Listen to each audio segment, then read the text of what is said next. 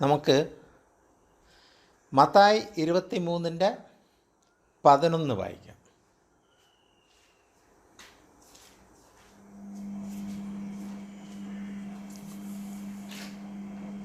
നിങ്ങളിൽ ഏറ്റവും വലിയവൻ നിങ്ങളുടെ ശുശ്രൂഷക്കാരനാണ്.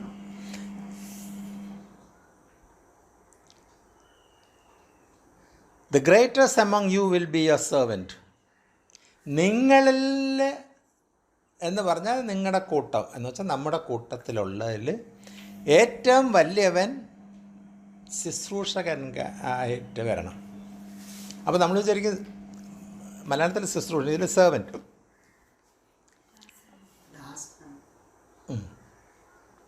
അപ്പോൾ ഇതിൽ പറയുമ്പോൾ നിങ്ങളുടെ കൂട്ടത്തിൽ വലിയവൻ, ഗ്രേറ്റസ്റ്റ് അമങ് യു. അപ്പം നിങ്ങളുടെ കൂട്ടത്തിൽ വലിയവൻ ആരെന്ന് നിങ്ങൾ തീരുമാനിച്ചെടുത്ത് തീരുമ്പോൾ അതിൽ ആ വ്യക്തി ദാസനാവണം, സെർവൻ്റ് ആവണം. എന്ന് വെച്ചാൽ എല്ലാവർക്കും വേണ്ടി പ്രവർത്തിക്കുന്ന ആളായിരിക്കണം, എല്ലാവർക്കും വേണ്ടി തൊഴിൽ ചെയ്യുന്നവനായിരിക്കണം, എല്ലാവർക്കും വേണ്ടി പ്രവർത്തിക്കുന്ന അല്ലെങ്കിൽ എല്ലാവർക്കും വേണ്ടി കാര്യങ്ങൾ ചെയ്ത് കൊടുക്കുന്ന വ്യക്തിയായിരിക്കണം എല്ലാ കാര്യത്തിലും. For those who accept themself will B humbled. കാരണം എന്താണ്? അവനവൻ പൊങ്ങച്ചം കാണിച്ച് പൊക്കത്തിൽ പോണവൻ ദൈവം അടിച്ചു താക്കും. പക്ഷേ those who humble themself will be exalted. അവർ താഴ്മ ആരക്കം ധരിക്കുന്നോ അവരെ ഉയർത്തും. അപ്പോൾ ദൈവത്തിൻ്റെ ആത്മാവ് ഇത് പഠിപ്പിച്ച് തരുന്നത് ഇങ്ങനെയാണ്. അപ്പോൾ നമ്മുടെ കൂട്ടത്തിലുള്ള greatest among U will B servant. ആ ആളാണ് സെർവൻ്റ് ആവണം. എന്നിട്ട് പറയുന്നത് അത് നിങ്ങൾ ഹംബിൾനെസ് ആണെങ്കിൽ നിങ്ങളെ ഉയർത്തും. പക്ഷെ നിങ്ങൾ അതിൻ്റെ അഹംഭാവത്തിലാണ് നിൽക്കുന്നതെങ്കിൽ അടിച്ചു താക്കും. നമുക്കതിൻ്റെ 1-ാമത്തെ വാക്യം. അനന്തരം, അപ്പോൾ ഒരുപാട് കാര്യങ്ങൾ അതിന് മുമ്പ് ഒരുപാട് കാര്യങ്ങളൊക്കെ നടന്ന് അനന്തരം അതിന് ശേഷം യേശു ആരുടെ അടുത്ത് സംസാരിച്ചത്? പുരുഷാരത്തിൻ്റെയും ശിഷ്യന്മാരും. അപ്പോൾ പുരുഷാരം അവിടെ കൂടി വന്നിരിക്കുന്നത്, കർത്താവ് എവിടെ പോകുന്ന സ്ഥലത്ത് അവിടെ പുരുഷാരം കൂടി വരുന്നു. അപ്പോൾ അവരുടെ കൂട്ടത്തിൽ പുരുഷാരും, പിന്നെ ആ കൂട്ടത്തിൽ ആരുണ്ടായിരുന്നു? ശിഷ്യന്മാരും. ശിഷ്യന്മാരാരാണ്? കർത്താവിൻ്റെ കൂടെ നടന്ന അത്ഭുത അടയാളം കണ്ടവരും വചനങ്ങൾ ഒരുമാതിരി അറിയുന്നു. പുരുഷാരത്തിനേക്കാളും വചനം അറിയാം, പുരുഷാരത്തിനേക്കാളും കർത്താവിനെ അറിയാം, പുരുഷാരത്തിനേക്കാളും അത്ഭുത അടയാളം എല്ലാം കണ്ടവരാണ് ഈ പറയുന്ന ശിഷ്യന്മാർ. അവരെ പഠിപ്പിക്കുന്നതാണ്. എന്നിട്ട് 2-ാമത്തെ വാക്യം.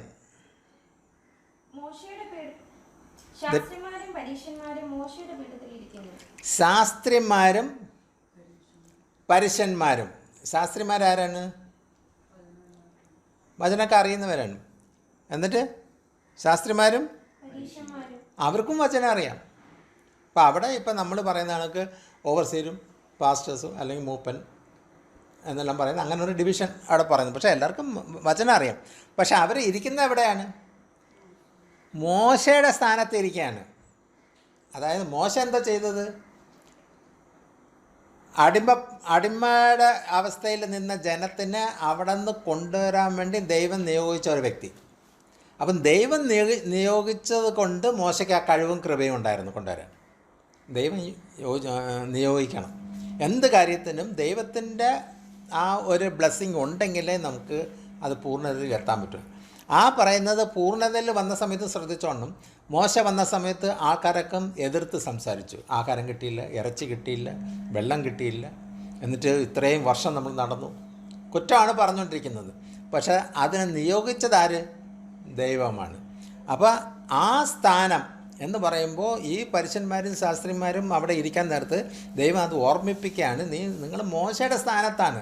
അപ്പോൾ മോശ എന്താ ചെയ്തതെന്ന് നമ്മൾ ചിന്തിക്കുമ്പോഴാണ് ഇത് വരുന്നത്. മോശയ്ക്ക് സ്ഥാനം കൊടുത്തപ്പോൾ മോശ അതിനെ ധൈര്യപൂർവ്വം എടുത്തുകൊണ്ട് വന്ന്. പക്ഷേ ഇതിൽ വേറെ രസം കൊണ്ട് ഈ മോശ ആരാണ്? അതിനുള്ള കൃപ ഉണ്ടോ? അതിനുള്ള ആളാണോ എന്ന് നമ്മൾ മാനസിക ബുദ്ധിയിലിരുന്ന് അവൻ ഒരു കൊലപാതകനാണ് അല്ലേ? അപ്പോൾ പക്ഷേ കൊലയും കാര്യങ്ങളൊക്കെ മാനുഷിക രീതിയിലൊക്കെ നമ്മളൊക്കെ ചിന്തിക്കുമ്പോൾ കർത്താവിന് ഒട്ടും ഗുണമില്ലാത്തവനെ അല്ലെങ്കിൽ ഒട്ടും ജനത്തിന് ഇഷ്ടപ്പെടാത്തവനെ ആയിരിക്കും തിരഞ്ഞെടുക്കുന്നത്. അപ്പോൾ നമ്മൾ വിചാരിക്കും നമ്മൾ ഇത്ര പാവങ്ങളും കാര്യങ്ങളൊക്കെ ചെയ്ത് നമ്മളിനി കർത്താവ് തിരഞ്ഞെടുക്കുമോ, നമ്മളെ കർത്താവ് അക്സെപ്റ്റ് ചെയ്യുമോ എന്നൊക്കെ നോക്കുമ്പോൾ മോശയെ തിരഞ്ഞെടുത്തപ്പോൾ മോശയുടെ ബാക്ക്ഗ്രൗണ്ട് നോക്കുമ്പോൾ ഇതാ. അപ്പോൾ ആ മോശയെ തിരഞ്ഞെടുത്തിട്ട് മോശ എന്തെല്ലാം കടമ്പകൾ കടന്ന് മോശം തന്നെ പറഞ്ഞു, കർത്താവ് എന്നെ കൊണ്ടത് പറ്റത്തില്ല, ജനത്തിനടുത്ത് പറഞ്ഞിട്ട് കാര്യമില്ല, അവരിതോ വെള്ളം ചോദിക്കുന്നു. അപ്പോഴാണ് കർത്താവ് പറയുന്നത് എല്ലാം ഒരു കർത്താവ് ഒരു വ്യക്തിയെ തിരഞ്ഞെടുത്ത് തരുന്ന അവനിലെല്ലാം കൊടുത്തിട്ടുണ്ട്, പക്ഷെ അവൻ തിരിച്ചറിയുന്നില്ല. അപ്പോൾ മോശ പറയുന്നത് അവർ വെള്ളം ചോദിക്കുന്നു, ഞാൻ എവിടെ നിന്ന് കൊടുക്കും? ഈ മരുഭൂമിയിൽ എവിടെ വെള്ളം ഉണ്ടെന്ന് പറഞ്ഞ് നിൻ്റെ കയ്യിൽ തന്നെ ഇരിപ്പുണ്ട്, നിൻ്റെ കയ്യിൽ ഒരു വടിയില്ലേ, നീ ആ പാറമേലിൽ അടിച്ചു. അപ്പോൾ അതടിച്ചപ്പോൾ വെള്ളം. അപ്പോൾ ആ ഗിഫ്റ്റ് നമ്മുടെ കയ്യിലുണ്ട്, നമ്മളറിയുന്നില്ല. അതാണ് എപ്പോഴും നമുക്ക് ദൂതൊക്കെ പറയാനടുത്ത് ദൈവത്തിനാത്മാവ് എന്നെ കൊണ്ട് സംസാരിപ്പിക്കുന്നത്. കർത്താവ് ആ കൃപ തന്നിട്ടുണ്ട്, നമ്മൾ ഉപയോഗിക്കാതിരിക്കുന്നു. മോശയ്ക്കും ആ വടി കൊടുത്തത് അതിൽ ഒരുപാട് കാര്യങ്ങൾ. അത് ഇട്ടപ്പോൾ പാമ്പായി, അത് അടിച്ചപ്പോൾ വെള്ളം വന്നു, അത് പൊക്കി പിടിച്ചപ്പോൾ കടൽ രണ്ടായി, അത് വീണ്ടും എടുത്തപ്പോൾ കടൽ അടഞ്ഞു. ഇതെല്ലാം ആ ഒറ്റ വടിയിൽ നടക്കുന്നത്. അപ്പോൾ കർത്താവ് തന്നത് എന്താണെന്ന് ആദ്യം നമ്മൾ അറിയണം. കർത്താവ് എനിക്ക് എൻ്റെ കയ്യിൽ എന്തോ തന്നോ ഒന്നും നമ്മൾ ചിന്തിക്കുന്നത് നമ്മുടെ കയ്യിൽ വടിയൊന്നും ഇല്ലല്ലോ. അപ്പോൾ നമ്മൾ ആ ഫിസിക്കൽ കാര്യമാണ് ചിന്തിക്കുന്നത്. പക്ഷേ അന്ന് ഫിസിക്കലായിട്ടുള്ള കാര്യങ്ങളാണ് തന്നത്. ഇന്നോ ആത്മാവിനെയാണ് തരുന്നത്. ആത്മാവെല്ലാം ചെയ്തോളൂ. അതാണ് പറയുന്നത്, നീ സംസാരിക്കണം എന്ന് ചിന്തിച്ച് നീ ഒരു സ്ഥലത്ത് നിൽക്കുമ്പോൾ ഞാൻ എന്ത് സംസാരിക്കുമെന്ന് ചിന്തിക്കുന്ന സ്ഥാനത്ത് ദൈവത്തിൻ്റെ ആത്മാവ് വ്യക്തമായിട്ട് പറഞ്ഞു, ഞാൻ നിൻ്റെ നാവിൻ്റെ തുമ്പത്തിൽ തരും. അപ്പോൾ അതൊക്കെ ഫിസിക്കലായിട്ടുള്ളതല്ല, അത് ആത്മാവ് തരുന്നതാണ്. ആ ആത്മാവ് തരുന്നതുകൊണ്ട് നമുക്ക് ആത്മാവിൽ സംസാരിക്കാൻ പറ്റും. അപ്പോൾ അന്ന് ഫിസിക്കലാണെങ്കിൽ ഇന്നെല്ലാം ആത്മാവിൻ്റെ പ്രവൃത്തിയാണ്. അതുകൊണ്ട് ആർക്കും കാണാൻ പറ്റത്തില്ല, നമ്മളും കാണാൻ പറ്റും. പക്ഷെ നമ്മുടെ എന്താണ്, വിശ്വാസത്താൽ നമ്മൾ അതിൻ്റെ വിശ്വാസം നമ്മൾ ആശിക്കുന്നത്. അപ്പോൾ നമ്മൾ വിശ്വാസമുണ്ടെങ്കിൽ എനിക്കൊരു ആശയം ഉണ്ടാവണം. കർത്താവേ നീ ഇങ്ങനെ പറഞ്ഞിട്ടുണ്ടല്ലോ എന്ന് ആ വചനം അങ്ങോട്ട് പറഞ്ഞും ബാക്കിയുള്ളവരെ കേൾപ്പിക്കും. വചനം അങ്ങോട്ട് പറയുമ്പോൾ കർത്താവ് അല്ല കേൾക്കുന്നത്, ജനമാണ് കേൾക്കുന്നത്. പക്ഷേ കർത്താവ് നിങ്ങളുടെ ഉള്ളം അറിഞ്ഞിട്ടാണ് പ്രവർത്തിക്കുന്നത്. നീ ഇപ്പോൾ നാവ് കൊണ്ട് പറയുന്ന വാക്ക് വെച്ചിട്ടല്ല അവിടെ പ്രവർത്തിക്കുന്നത്. കർത്താവ് നമ്മുടെ ഉള്ളം കണ്ടിട്ടാണ് പ്രവർത്തിക്കുന്നത്. അപ്പോൾ അങ്ങനെ പറയാൻ ഇവിടെ പറയുന്നത്, the teachers of the law and the Pharisees sit in Moses. അവരെല്ലാം മോശയുടെ സിംഹാസനത്തിലാണ് ഇരിക്കുന്നത്, ആ ഇരിപ്പിടത്തിലാണ് ഇരിക്കുന്നത്, ആ സ്ഥാനമാണ് അവർക്കുള്ളത്. അപ്പോൾ ജനം നോക്കുന്നതോ മോശ എന്ന് പറഞ്ഞാൽ നമ്മളെല്ലാം നയിച്ച് ഇവിടെ കൊണ്ടുവന്ന ആ മോശ, ഓക്കെ. അപ്പോൾ ചിലവർ നമ്മുടെ ലോകത്തിൽ ഇപ്പം നോക്കുമ്പോൾ ഓവർസീർ, ആ ഓവർസീർ എന്ന് പറയുന്നത് 600-700 ചർച്ചിൻ്റെ ആളാണ്. അപ്പോൾ അവരാണ് കൺട്രോൾ ചെയ്യുന്നത്. അപ്പോൾ ആ ഒരു റെസ്പെക്റ്റ് നമ്മൾ കൊടുക്കുന്നത്. ആ വ്യക്തിക്കല്ല റെസ്പെക്റ്റ് കൊടുക്കുന്നത്, ആ സ്ഥാനം ദൈവം കൊടുത്തിട്ടുണ്ടെങ്കിൽ നമ്മൾ റെസ്പെക്റ്റ് കൊടുക്കണം. അപ്പോൾ മോശയ്ക്ക് ആ സ്ഥാനം ദൈവം കൊടുത്തതുകൊണ്ട് ജനം റെസ്പെക്റ്റ് ചെയ്തുകൊണ്ട്, അതുകൊണ്ട് ആ അടയാളം പറയുന്നത്. എന്നിട്ട് മൂന്നാമത്തെ, so you must be careful to do everything they tell you. അതല്ല, ഒന്നുകൂടെ വായിച്ചേ.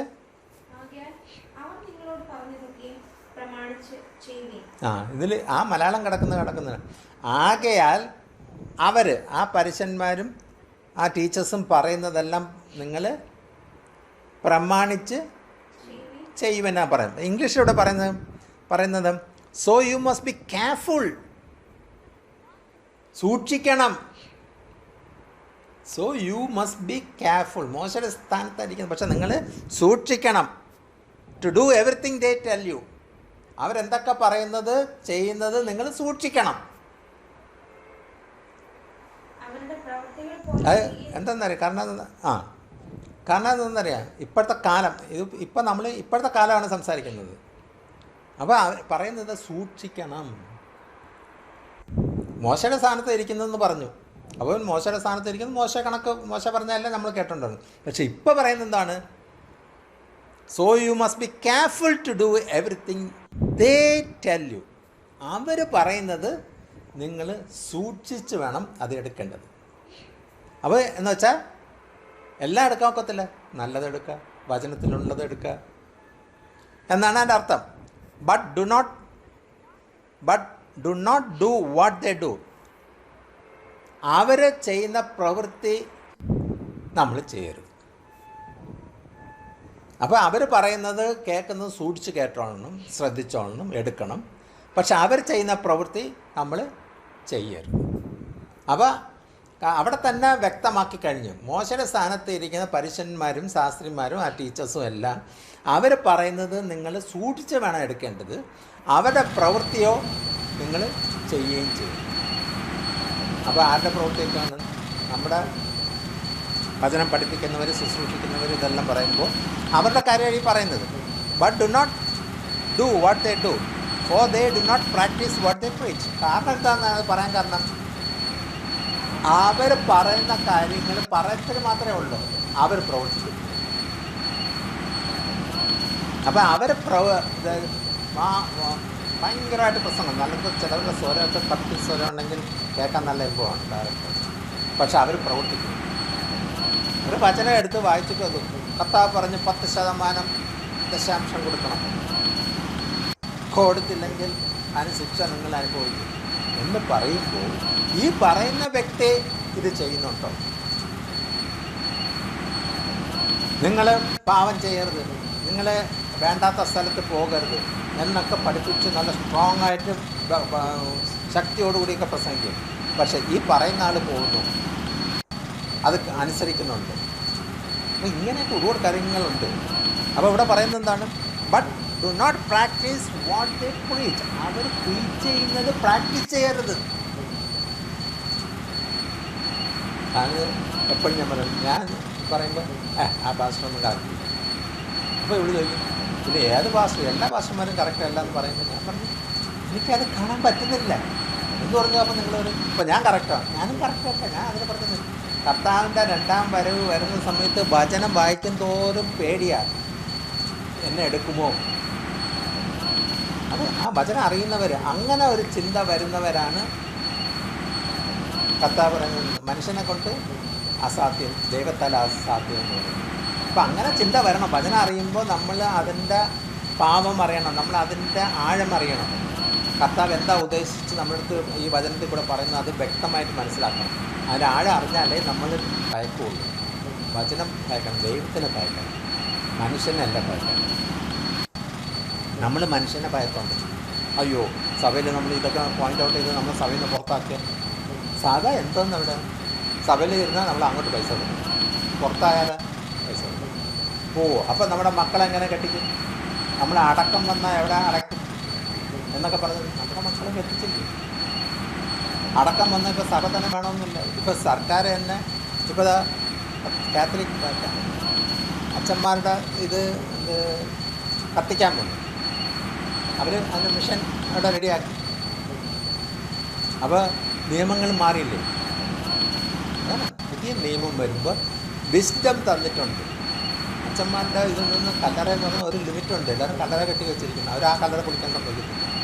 പിന്നെ ഇപ്പോഴത്തെ കൊറോണ കാരണം ഇപ്പോൾ മരണത്തിൻ്റെ എണ്ണം കൂടി, എവിടെ കൊണ്ടടക്കും? അപ്പോൾ അവർ മിഷൻ ക്രിയേറ്റ് ചെയ്തു. അപ്പോൾ അവരും സംഭവിച്ചു. പണ്ട് ഓരോ കല്ലറ ഓരോ ഇതിൽ, പിന്നെ ഇപ്പോൾ സെല്ലുകൾ തുടങ്ങി. ആ സെല്ലുകൾ തുടങ്ങിയിട്ടിരുന്നപ്പോൾ ഇപ്പോൾ മിഷൻ അച്ഛന്മാർ തന്നെ തുടങ്ങി. അച്ഛന്മാരെല്ലാം ഭക്തിയോടുകൂടി ഉപദേശം പറയേണ്ട വ്യക്തികൾ വന്ന് ഇപ്പോൾ സമരത്തിന് കൊടി പിടിക്കാൻ തുടങ്ങി. പെന്തക്കോസ് അതിനേക്കാളും ഭക്തന്മാരാണ് വചനം അനുസരിച്ച് പോണവരെന്ന് പറയുന്നത്. എന്തെല്ലാം കുത്തക്കേടിൽ അവർ ചെന്ന് പ്രവർത്തിക്കുന്നു. എന്തോ ആയിക്കോട്ടെ. But do not do what they do for they do not practice what they preach. അവർ പ്രീച്ച് ചെയ്യുന്നത് അവർ പ്രവർത്തിക്കുന്നില്ല. They tie up heavy. നാലാമത്തെ വാക്യം വെച്ച് അവർ ഓരോ നിയമങ്ങളും കാര്യങ്ങളും അതിനെ പറഞ്ഞ് വലിപ്പിച്ചിട്ട് കനമുള്ള നിയമങ്ങളും പറഞ്ഞ് മനുഷ്യൻ്റെ തോളിൽ വെച്ച് കൊടുക്കും. നീ ചുമന്നോ. എന്നിട്ട് അവർ ചെയ്യുന്നത് എന്താണ്? അവർ ഈ പറയുന്നവൻ വലിയ ഭാരത്തിൽ പറഞ്ഞു കൊടുത്ത് ഇതൊക്കെ ചെന്ന് 10 കൽപ്പന അനുസരിക്കണം, നീ 10% കൊണ്ടുപോയി സഭയിലിടണം. അതൊക്കെ സഭയിൽ ഇട്ടാലും പോരാ, കൂലിക്ക് യോഗ്യനായ ഞാൻ വീട്ടിൽ വരുമ്പോൾ ഞാൻ അതിൽ 2 വചനം പ്രാർത്ഥിക്കുന്നു എന്ന് പറയുമ്പോൾ നീ നിന്നെ കയ്യിൽ തരണം. ഇത്രയും വെയിറ്റൊക്കെ തരുമ്പോൾ അവന് കൊടുക്കാനില്ല. ഇപ്പം പാസ്റ്റർമാർ വന്നാൽ എത്ര? 2000. അത് പാസ്റ്ററല്ല, പാസ്റ്ററിൻ്റെ ഭാര്യ വന്നാൽ 2000. നമ്മൾ പറയുന്നത് വേറൊരു ഇതുണ്ടല്ലോ, ഈ വലിയവനല്ല അതിൻ്റെ ചീക്ലിവനാണ് പേടിക്കേണ്ടത്.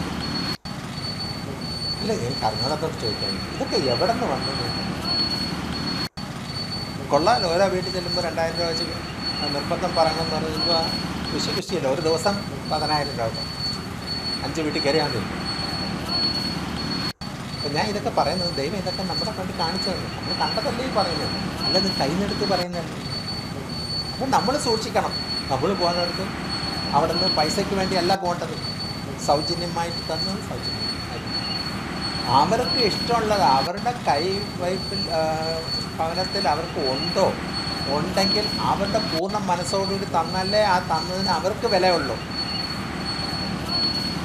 അവർ പൂർണ്ണ മനസ്സോടുകൂടി തരുമ്പോഴാണ് നമുക്കും അത് വെച്ച് നമുക്ക് നമ്മുടെ കുടുംബത്തിന് നോക്കാൻ വേണ്ടി അതിൻ്റെ ഒരു ഭാഗം ആക്കുമ്പോൾ അതിനൊരു സന്തോഷം വരും, അതിന് പൂർണ്ണത വരുള്ളൂ, അത് നിറവ് തോന്നും. The people's shoulder, but they themselves are not willing to lift a finger to move them. അവർ വലിയ ലോഡൊക്കെ മനുഷ്യൻ്റെ പുറത്ത് വെച്ചിട്ട് അവരൊരു ഫിംഗർ പോലും ഒരു വിരൽ പോലും ഉപയോഗിക്കുന്നില്ല അതിനൊന്ന് സപ്പോർട്ട് ചെയ്യാൻ. അത് പറഞ്ഞു. നമ്മൾ ദുബായിൽ ദുബായിലെ ലോകം മുഴുക്കിയപ്പോൾ ജോലിയൊന്നുമില്ല, ആർക്കും ജോലിയില്ല, എല്ലാവരും ജോലി പോയി. പക്ഷേ നമ്മുടെ മലയാളികൾക്ക് ഭയങ്കര ഇതാണ്, അവർ വെളി പറയത്തില്ല ജോലി പോയാലും. കാരണം ഭാര്യമാർ നേഴ്സായതുകൊണ്ട് അവർ ജോലി ഉള്ളതുകൊണ്ട് എങ്ങനെ കഴിയും, അതുകൊണ്ട് അവരത് പറയത്തില്ല, ജോലി പോയാൽ മിണ്ടത്തില്ല. രണ്ടാമത് ജോലി കിട്ടി തരുമ്പോൾ ഞാൻ കഴിഞ്ഞ 4 മാസം കൊണ്ട് ജോലിയില്ലായിരുന്നു, ഞങ്ങളിത് കഷ്ടതയിലായിരുന്നു, എനിക്ക് ഇന്നലെ അപ്പോയിൻമെൻറ്റ് ലെറ്റർ കിട്ടി, അപ്പോഴാണ് പറയുന്നത്. അതെന്താ? അപ്പം അവർക്ക് ഒരു ലജ്ജ, നാണം. ഇവിടെ ദൈവസഭയിൽ നീ അവരെ നിൻ്റെ അവയവമായിട്ട് നീ കണക്ക് കൂട്ടിയിട്ടുണ്ടെങ്കിൽ എല്ലാം ഷെയർ ചെയ്യണ്ടേ? അപ്പോൾ അതിൻ്റെ അർത്ഥം എവിടെയെല്ലാം ഒളിക്കുന്നുണ്ട്. അപ്പോൾ ഇവിടെ പറയുന്നത് but them people should shoulders but they themself, അവർ ഒരു വിരൽ പോലും എടുക്കത്തില്ല. അപ്പോൾ നമ്മുടെ വിശ്വാസികളെന്ന് പറയുന്നവർ തന്നെ ഒളിക്കേണ്ടതൊക്കെ ഒളിക്കും, ചിലത് മാത്രം പറയുള്ളൂ. അത് അങ്ങാടിയിൽ വന്ദനം കേൾക്കുന്ന കാര്യങ്ങൾ പറയും. അല്ല നെഗറ്റീവാണ് നമ്മുടെ കുടുംബത്തിൽ വല്ലതും നടക്കണമെങ്കിൽ അത് പറയത്തില്ല. നീ ഒന്നും പറയണ്ട, നീ എല്ലാം ദൈവത്തിന് സമർപ്പിച്ചാൽ മതിയല്ലേ, പറയേണ്ട കാര്യം എന്താ? എന്നിട്ട് ഇവിടെ പറയുന്നത് എന്താണ്? 5-ാമത്തെ, everything they do is done for people to see. ഞാൻ ഇതിപ്പോൾ അറിയാതാണ് ഈ പറഞ്ഞത്. അവർ ചെയ്യുന്നത് മുഴുക്കുകയും മനുഷ്യരെ കാണാനും കേൾക്കാനും വേണ്ടി മാത്രമാണ് അവർ ചെയ്യുന്നത്. ഇത്ര കൃത്യമായിട്ട് പച്ച മലയാളത്തിലും ഇംഗ്ലീഷിലും എഴുതി വെച്ചിരിക്കുകയാണ്. ഇതൊന്നും പഠിപ്പിക്കത്തില്ല. Everything they do is done for people to see. അവർ പ്രവർത്തിക്കുന്നത് മുഴുക്കുകയും ജനത്തിനെ കാണാൻ വേണ്ടി, മനുഷ്യനെ കാണാൻ വേണ്ടി. എന്ന് വെച്ചാൽ മനുഷ്യൻ കാണുമ്പോൾ അത് കൊള്ളാം, അത് നല്ലൊരു ശുശ്രൂഷകനാണ്. പക്ഷേ നമ്മൾ അതിൻ്റെ മുകളിൽ വായിച്ചെന്താണ്? മനുഷ്യന് അവർക്ക് താങ്ങുന്നതിനേക്കാളും അധികം ഭാരം അവരെ ചുമൽ വച്ച് കൊടുക്കും, എന്നിട്ട് ഒരു വിരൽ പോലും സപ്പോർട്ട് ചെയ്ത് കൊടുക്കത്തില്ല. ഞാൻ നേരത്തെ തുടങ്ങിയത് അതിനു വേണ്ടിയാണ്. അപ്പോൾ ജോലിയുള്ളവർ ജോലി പോയി, എന്നിട്ട് അവർ പട്ടിണിയാണ്. സഭയിൽ ദശാംശം നല്ല ഇതിൽ കൊടുത്തുകൊണ്ടിരുന്നു, പക്ഷെ ജോലി പോയപ്പോൾ അവന് കൊടുക്കാൻ പറ്റുന്നില്ല. അവൻ്റെ ആ ദശാംശം കൊടുത്തതിൻ്റെ പകുതി വെച്ചെങ്കിലും കൊടുത്തുകൂടെ മാസം ജോലി കിട്ടുന്നവരെ? നീ ജോലി കിട്ടി തരുമ്പോൾ തരയോ തരാതിരിക്കോ എന്ത് വേണമെങ്കിലും ആയിക്കോ. സഭയുടെ ആലയത്തിൻ്റെ ഭണ്ഡാരത്തിലാണ് ഇട്ടുണ്ട്. ഭണ്ഡാരം എന്ന് പറയുമ്പോൾ വലിയൊരു ഇതാണ്, അതിൻ്റെ അകത്ത് ഇടുമ്പോൾ അതിന് നിറഞ്ഞിരിക്കുകയാണ് ആലയത്തിന് പുഷ്ടി വരാൻ വേണ്ടി. അപ്പോൾ നമ്മൾ ദശാംശം കൊടുത്തപ്പോൾ ആലയത്തിൽ വയ്ക്കണം, കാരണം ആലയത്തിൽ ഇരുന്നാലേ അത് വരും. ആലയത്തിലല്ല ഇരിക്കുന്നത്, ശുശ്രൂഷിക്കുന്നവൻ കൊണ്ടുപോകും. അപ്പോൾ ആലയത്തിൽ തീരുന്നു, അവിടെ ഒരു കഷ്ടത വന്ന് തീരുന്നപ്പോൾ ഇതിന്ന് എടുത്താണ് കൊടുക്കേണ്ടത് ആലയത്തിന് പുഷ്ടി വരാൻ. കാരണം ആലയം എന്ന് പറയുന്നത് കെട്ടിടം അല്ല, അവിടെ കൂടി വരുന്ന ജനത്തിൻ്റെ കാര്യമാണ് ഈ പറയുന്നത്. അപ്പോൾ അത് കൊടുക്കാൻ ആരുമില്ല. അപ്പോൾ ഞങ്ങൾ കൊടുക്കുന്നുണ്ടല്ലോ. ആർക്ക് കൊടുക്കുന്നത്? 1-2 പേര് അവർക്ക് തോന്നിയവർക്ക് കൊടുക്കും. എന്നിട്ട് ശുശ്രൂഷിക്കുന്നവർക്കോ ഒരു പൈസയെങ്കിലും കുറയ്ക്കുമോ? കൃത്യമായിട്ട് അവർ കിട്ടാനുള്ള കിട്ടും. അവർ ഭവനത്തിൽ പോയാലോ അവിടെയും കിട്ടാനുള്ളത് കിട്ടും. അവിടെ എപ്പോഴും കൊടുത്തുകൊണ്ടിരിക്കുന്ന ലെവലാണെങ്കിൽ പ്രാർത്ഥന ആ ലെവലിൽ ഇങ്ങ് പോകും. 15 മിനിറ്റ് പ്രാർത്ഥിക്കും, ഒരു പാട്ടും ഒക്കെ പാടി അവസാനം ഒരു പാട്ടും കൂടെ പാടും. കൊടുക്കുന്നത് കുറഞ്ഞു പോയാൽ പ്രാർത്ഥന 5 മിനിറ്റിലോട്ടായി. പാടിയെങ്കിൽ പാടി, എനിക്ക് പെട്ടെന്ന് അടുത്ത വീട്ടിൽ പോകണം, ഇപ്പോൾ പാട്ടൊന്നുമില്ല, അങ്ങ് പ്രാർത്ഥിച്ചു വിട്ടു. കാരണം ആ വാല്യൂ അനുസരിച്ചാണ്. അപ്പോൾ ഇതെല്ലാം നമ്മുടെ ഫ്രണ്ടിൽ നമ്മൾ കണ്ടതല്ലേ. അതാണ് ഈ ലോകം. അവരാണ് നമ്മൾ ഈ പറയുന്നത്, നമ്മൾ കാണുന്നത് അവരാണ്. നമ്മൾ ലോക മനുഷ്യരുടെ ഇടയിൽ പോകണില്ല, അതുകൊണ്ട് അവരുടെ കാര്യം നമ്മൾ വ്യക്തമാവുന്നില്ല. വാർത്തകൾ കാണുന്നതുകൊണ്ട് നമുക്കറിയാം. അപ്പോൾ നീതിയോടുകൂടി നമ്മൾ ചിന്തിക്കണം, നീതിയോടുകൂടി പ്രവർത്തിക്കണം. നീതിയോടുകൂടി ഹമ്പിൾ ചെയ്യുന്നവർക്കാണ് ദൈവം ഉയർച്ച തരുന്നത്. അല്ല നമ്മൾ അങ്ങാടിയിൽ വന്ദനം കേൾക്കാനും ജനത്തിന് കാണത്തക്ക വിധത്തിൽ നമ്മൾ കാര്യങ്ങൾ ചെയ്യാൻ വേണ്ടിയാണെങ്കിൽ അപ്പോൾ നമ്മൾ നിഗളിച്ച് മുമ്പോട്ട് നിൽക്കുന്നവരെ കർത്താവ് ഇടിച്ച് താഴ്ത്തി കൊണ്ടുവരും. അപ്പോൾ നമ്മൾ ചെല്ലുമ്പോൾ അവർ ഇങ്ങനെയൊക്കെ പറഞ്ഞിട്ടുണ്ടെങ്കിൽ അവന് ഭയങ്കര ബാങ്ക് ബാലൻസ്, എല്ലാവർക്കും കടം കൊടുക്കുന്നു, അവന് പൈസ കൂടുതലുണ്ട് എന്നൊക്കെ പറയുന്നു. സമയമായില്ല. കാരണം വചനം എന്ത് പറയുന്നു അതൊക്കെ നടക്കും, 100% അപ്പം നമ്മൾ കണക്ക് കൂട്ടുന്നത് ഇപ്പം നടക്കണമെന്ന് പറഞ്ഞുകൊണ്ടിരുന്നത് നടക്കത്തില്ല. നടക്കേണ്ട സമയം നടക്കും.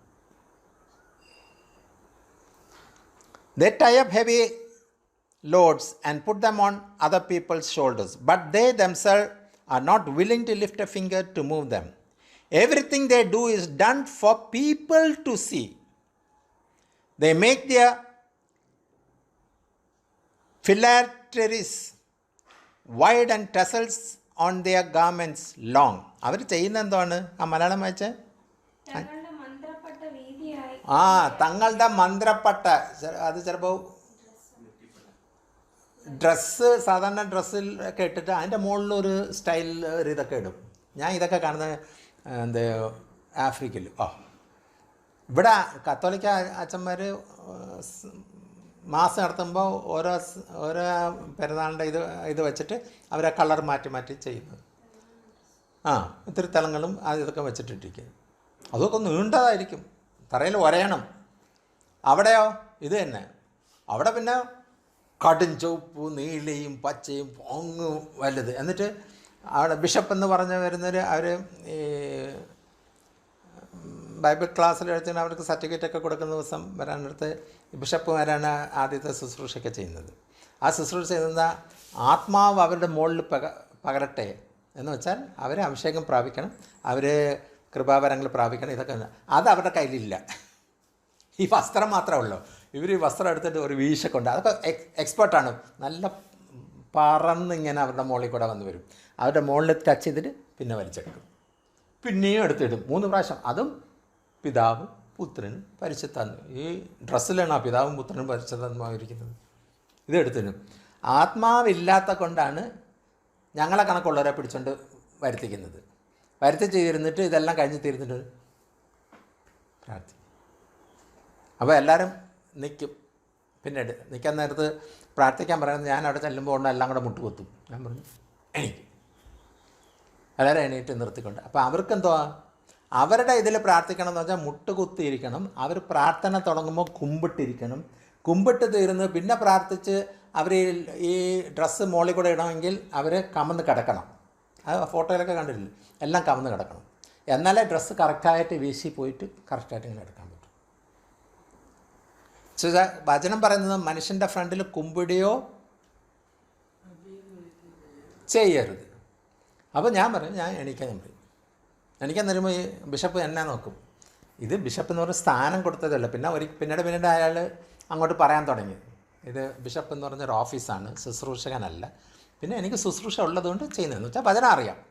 പക്ഷേ ബിഷപ്പ് എന്ന് പറഞ്ഞ് ഇത് ഒട്ട് തൊപ്പിയൊക്കെ വെച്ച് നല്ല ഇതിൽ വന്ന് കാണുമ്പോൾ എല്ലാവർക്കും ഒരു ഇത്. അപ്പം ഞാൻ ചോദിച്ചപ്പോൾ പറഞ്ഞ് അത് ജനത്തിന് ആ ഓണർ കിട്ടാൻ വേണ്ടി അവർക്കറിയണം ഞങ്ങളെ സേവിക്കുന്ന ഇങ്ങനത്തെ ഒരാളാണ്.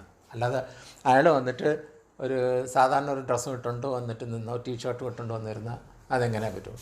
അത് കേട്ടപ്പോൾ ഞാൻ പിറ്റന്നായപ്പോൾ ടീഷർട്ടും ഇട്ടുകൊണ്ട് വന്നു. ടീഷർട്ടും പാൻറ്റും ഇട്ടുണ്ട് വന്ന്. സാധാരണ ഇതിൽ കോട്ട് പോലും ഇട്ടില്ല. രാത്രിത്തെ ഈവനിങ് ശുശ്രൂഷ, റിവൈവൽ ശുശ്രൂഷ. അപ്പോൾ എൻ്റെ മനസ്സിൽ പോയത് എന്താണ്, ഈ ഡ്രസ്സിലാണോ അവിടെ പ്രവർത്തിക്കുന്നത് ആത്മാവ്? അതാണ് ഞാൻ പിന്നെ ചിന്തിച്ചു തുടങ്ങിയത്. ഇവരുടെ ഓരോ മറുപടി കേൾക്കുമ്പോൾ ഞാൻ അതിനെ ഇങ്ങനെയല്ല, ദൈവത്തിൻ്റെ ആത്മാവാണ് പ്രവർത്തിക്കുന്നത്, നമ്മളല്ല, ഞാനുമല്ല, നിങ്ങളുമല്ല. ദൈവത്തിൻ്റെ ആത്മാവിന് അവിടെ എന്തെങ്കിലും പ്രവർത്തിക്കണമെങ്കിൽ അത് പ്രവർത്തിക്കും. അത് നമ്മുടെ ഡ്രസ്സിലും ഒന്നുമല്ല. ഞാൻ ടീഷർട്ടും എടുത്തിട്ടുണ്ട്. പിറ്റേന്ന് വൈകുന്നേരം ചെന്ന് ബിഷപ്പൊന്നും മിണ്ടത്തില്ല, നമ്മൾ ഏത് ഡ്രസ്സ് ഇട്ടാലൊന്നും മിണ്ടത്തില്ല. അവിടെ വന്ന് ശുശ്രൂഷിച്ചപ്പോൾ അന്നും ഭൂതങ്ങൾ ഇളകി, അന്നും ആൾക്കാർ വീഴാൻ തുടങ്ങി. എല്ലാവരും കൃപാവരങ്ങൾ പ്രാപിച്ചവരെല്ലാം ഇതെല്ലാം കിടന്ന് ഞാൻ ദൈവത്തിന് സ്തുതിച്ച്. അപ്പോൾ ഞാൻ അവരുടെ അടുത്ത് തറപ്പിച്ച് പറഞ്ഞത് ഇവിടെ നടക്കുന്നു. അത് കഴിഞ്ഞിട്ടാണ് ബിഷപ്പ് ബാക്കിയുള്ളവരടുത്തെല്ലാം പറഞ്ഞു തുടങ്ങിയത്, നിങ്ങൾ വിചാരിക്കുന്ന ആളല്ല ഇത്, നിങ്ങൾ വിചാരിക്കുന്ന ശുശ്രൂഷയല്ല. ഏത് സമയത്തും ഏതെങ്കിലും രീതിയിൽ വചനത്തിൽ പറയുന്ന ശുശ്രൂഷകൾ ഇവിടെ നടക്കും. അതുകൊണ്ട് നിങ്ങൾ ബി പ്രിപ്പയർഡ് ഫോർ ഇറ്റ്. അപ്പം എല്ലാവരും വിചാരിക്കും ആദ്യം വചനമൊക്കെ സംസാരിച്ച് വന്നിട്ട് അവസാനമായിരിക്കും ശുശ്രൂഷയുടെ ഇതിലോട്ട് പോണത്. പക്ഷേ തുടങ്ങുമ്പോഴും വരും, ഇടയ്ക്കും വരും, ലാസ്റ്റും വരും. ചിലപ്പോൾ വചനമേ സംസാരിക്കത്തില്ല, ശുശ്രൂഷ മാത്രമേ നടക്കുള്ളൂ. അതുകൊണ്ട് നിങ്ങൾ പ്രിപ്പയർഡായിരിക്കുക. നിങ്ങൾക്ക് വിടുതൽ വേണമെങ്കിൽ നിങ്ങൾ പ്രാർത്ഥിച്ചുകൊണ്ടിരിക്കുക. അവർ അത് ആദ്യം അവരുടെ ഭാഷയിൽ സംസാരിച്ചു. ഞാൻ ചോദിച്ചത് എന്താ നിങ്ങളുടെ ഭാഷയിൽ സംസാരിച്ചാൽ എനിക്കെങ്ങനെ മനസ്സിലാവും എന്ന് പറഞ്ഞപ്പോൾ വേറെ ആൾ പിന്നെ അത് ഇംഗ്ലീഷിൽ പറഞ്ഞു തന്നു. ഞാൻ പറഞ്ഞു, ഇത് ഞാനൊന്നുമല്ല, ഞാൻ ദുബായിൽ നിന്ന് വന്നപ്പോൾ ഒരു സൂട്ട് കേസ് കൊണ്ടുവന്ന് എനിക്ക് ഇത്രയും ദിവസം ഇടാനുള്ള ഡ്രസ്സാണ്. അതിൽ ആത്മാവിനെയും കൊണ്ടുവന്നില്ല, അതിൽ കൃപാവരവും കൊണ്ടുവന്നില്ല, ഒന്നും കൊണ്ടുവന്നില്ല. നിങ്ങൾക്ക് ആവശ്യമുണ്ടെങ്കിൽ നിങ്ങൾ പിതാവായ ദൈവത്തിൻ്റെ അടുത്ത് വാഞ്ചയോടുകൂടി അവിടെ ഇരിക്കുകയാണെങ്കിൽ നിങ്ങളിന്ന് പ്രാപിക്കും. ഇത് പറഞ്ഞിട്ടാണ് ഞാൻ തുടങ്ങുന്നത്. കാരണം എനിക്കറിയാം ഞാനൊന്നും പ്രത്യേകിച്ചൊന്നും, ഞാൻ സാധാരണ വചനം സംസാരിക്കുന്നു, പക്ഷെ കുറച്ചുകൂടെ സ്ട്രോങ് ആയിട്ട് ആത്മാവ് പ്രേരിപ്പിക്കുന്നതുകൊണ്ട് അത് സംസാരിക്കും. അവിടെ ആ വിടുതലും കാര്യങ്ങളും നടക്കും. അത് തുടക്കത്തിൽ ഒരു ഇൻട്രഡക്ഷൻ പോലും ഇല്ലാതെ ആദ്യം ആ സഭയിൽ ചെല്ലുമ്പോൾ ചിലപ്പോൾ ഇൻട്രഡക്ഷൻ പറയുന്നതിന് മുമ്പ് തന്നെ ഞാൻ എല്ലാവരും എണീറ്റ് നിന്ന് പാട്ടെല്ലാം പാടിയിട്ട് അവിടെ നിൽക്കുമ്പോൾ പിന്നെ നമ്മൾ പറയുമ്പോൾ അവർ ഇരിക്കുകയുള്ളൂ. ഇരിക്കാൻ നേരത്ത് ഞാൻ പറയും, ദോ ആ ബ്ലൂ ഷർട്ട് കമ്മിയ ഉണ്ട്. അവർ എല്ലാവരും കൂടെ നോക്കും, ബ്ലൂ യു എന്ന് പറഞ്ഞ് വിളിച്ചിട്ട് വന്ന് വരുമ്പോൾ ഞാൻ അയാൾക്ക് വേണ്ടി പ്രാർത്ഥിക്കും. വേറെ ഒന്നും ചോദിക്കത്തില്ല, വന്ന് കൈവച്ച് പ്രാർത്ഥിക്കുന്നതാ കിടക്കുന്നു. അത് കഴിഞ്ഞ് തീരുമ്പോൾ ബാക്കിയുള്ളവർ വന്ന് പ്രാർത്ഥിക്കാൻ പറയുമ്പോൾ തന്നെ അതിൻ്റെ വോളണ്ടിയേഴ്സ് ബാക്കിൽ വന്ന് നിൽക്കും. അവർ താഴെ വന്ന് ഒക്കെ എടുത്തുകൊണ്ട് പോകും. ഞാൻ പറഞ്ഞു, ആത്മാവിൻ്റെ പ്രവൃത്തി തുടങ്ങി, നിങ്ങൾ തയ്യാറെടുത്തോ, സ്വീകരിക്കേണ്ടവരും പ്രാപിക്കേണ്ടവരെല്ലാം തുടങ്ങിക്കോ, ഇരുന്നോ എന്ന് പറഞ്ഞു. പിന്നീടാണ് അതിൻ്റെ പുഷാണ് പിന്നെ പോണത്. അപ്പോൾ ഞാൻ പറഞ്ഞു വരുന്നത്, ഇവിടെ പറയുന്നത് എന്തെന്നാണ്, everything they do is done for the people to see. ഇവിടെ പറയുന്നത് എന്താണ്, മനുഷ്യനെ കാണാൻ വേണ്ടിയാണ് ഇവർ ചെയ്യുന്നത്. ദേ മേക്ക് ദിയ അവരുടെ വസ്ത്രങ്ങൾ, ആർപ്പാടം കണക്കത്തെ വസ്ത്രങ്ങൾ. എനിക്ക് ചില ഇതൊക്കെ കൊണ്ടുവന്ന് അത് ആർപ്പാടമൊന്നുമില്ല, അത് അവരുടെ പ്രൗഢിയുടെ വസ്ത്രമാണ്. ഞാൻ ഒരു വല്ലാത്തൊരു ഇത് കൊണ്ട്, അത് അവിടുത്തെ ഏറ്റവും പണക്കാരും സ്ഥാനം മാനം ഉള്ളവരും അവിടുത്തെ ആ ടൗണിൽ അല്ലെങ്കിൽ ദേശത്തിൽ റെസ്പെക്റ്റ് ചെയ്യുന്നവരുടെ വസ്ത്രമാണത്. നമ്മളിവിടെ നോക്കുക ഇതെന്തൊരു എന്ന് പറഞ്ഞു. പക്ഷേ അതാണ് ഞാൻ ഒരു പ്രാവശ്യം അവിടെ ഞാൻ ഈ വസ്ത്രം ധരിച്ച് അവിടെ നിൽക്കുന്ന സമയത്ത് എനിക്കവർ അന്ന് ഈ വസ്ത്രം തന്നിട്ട് ഓണർ ചെയ്ത് ഈ വസ്ത്രം തന്നെ ഞാൻ ഇട്ടിരുന്നപ്പോൾ വേറൊരാൾ ഇടയ്ക്ക് വെച്ച് വന്നു. അയാൾ കോട്ടൊക്കെ ഇട്ടിരിക്കുകയാണ്, ഇത്രയും അടിച്ച് പൊളിച്ച്. പക്ഷേ അയാൾ ഈ ഇത് ഇട്ടിട്ടാണ് വന്നത്. നോക്കുമ്പോൾ ഞങ്ങൾ രണ്ടും ഒരേ ഡ്രസ്സ് ഇട്ടിരിക്കും. നോക്കിയപ്പോൾ അവരെല്ലാം വന്നപ്പോൾ മറ്റവരെല്ലാം ഭയങ്കര ബഹുമാനത്തോടുകൂടിയൊക്കെ ആണ് നിന്നത്. പിന്നെ ഞാൻ ശുശ്രൂഷിച്ചപ്പോൾ ഇയാൾ ആ സൈഡിൽ തന്നെ ഇരുന്നു. ഞാൻ പറഞ്ഞല്ല, അതാണ് വസ്ത്രം. പക്ഷേ ഇതല്ല വസ്ത്രം, അത് നിങ്ങൾ അവിടെ വരുമ്പോൾ കാണാം. എല്ലാം ഒരു പ്രാർത്ഥനയ്ക്കോ അല്ലെങ്കിൽ ശുശ്രൂഷയ്ക്ക് വരുമ്പോൾ ഇവൻ വിശ്വാസികൾ തന്നെ കളർ കൊണ്ടുള്ള വസ്ത്രങ്ങളും കാര്യങ്ങളും ഒരുപോലെ. പണം ഇല്ലെങ്കിലും പട്ടിണി നടന്നാലും ശരി തന്നെ. പാട്ട് പാടുന്ന ട്രൂപ്പെല്ലാം യൂണിഫോമിൽ കൂടെ വന്ന് നിൽക്കും. പള്ളിയിൽ വരുന്നത് കോട്ടൺ സൂട്ട് കയറ്റേ വരുള്ളൂ. പൈസ ഇല്ല, പട്ടിണിയാണ്.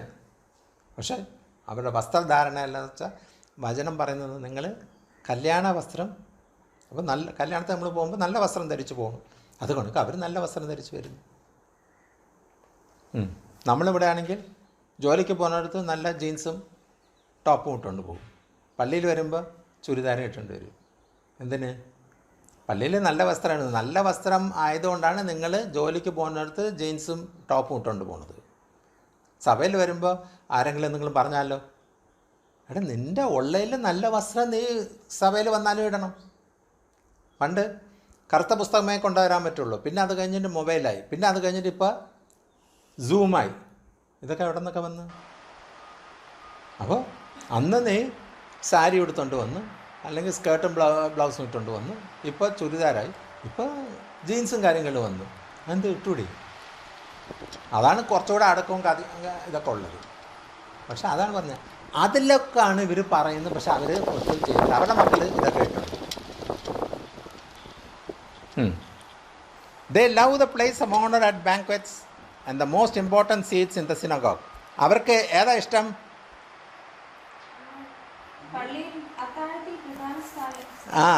ബാങ്ക്വറ്റ്, അത്താഴം. നമ്മൾ പ്രോഗ്രാം നടക്കുമ്പോൾ ഇതിനാണ് ബാങ്ക്വറ്റ്. അതിൽ പ്രധാന സ്ഥാനം വേണം.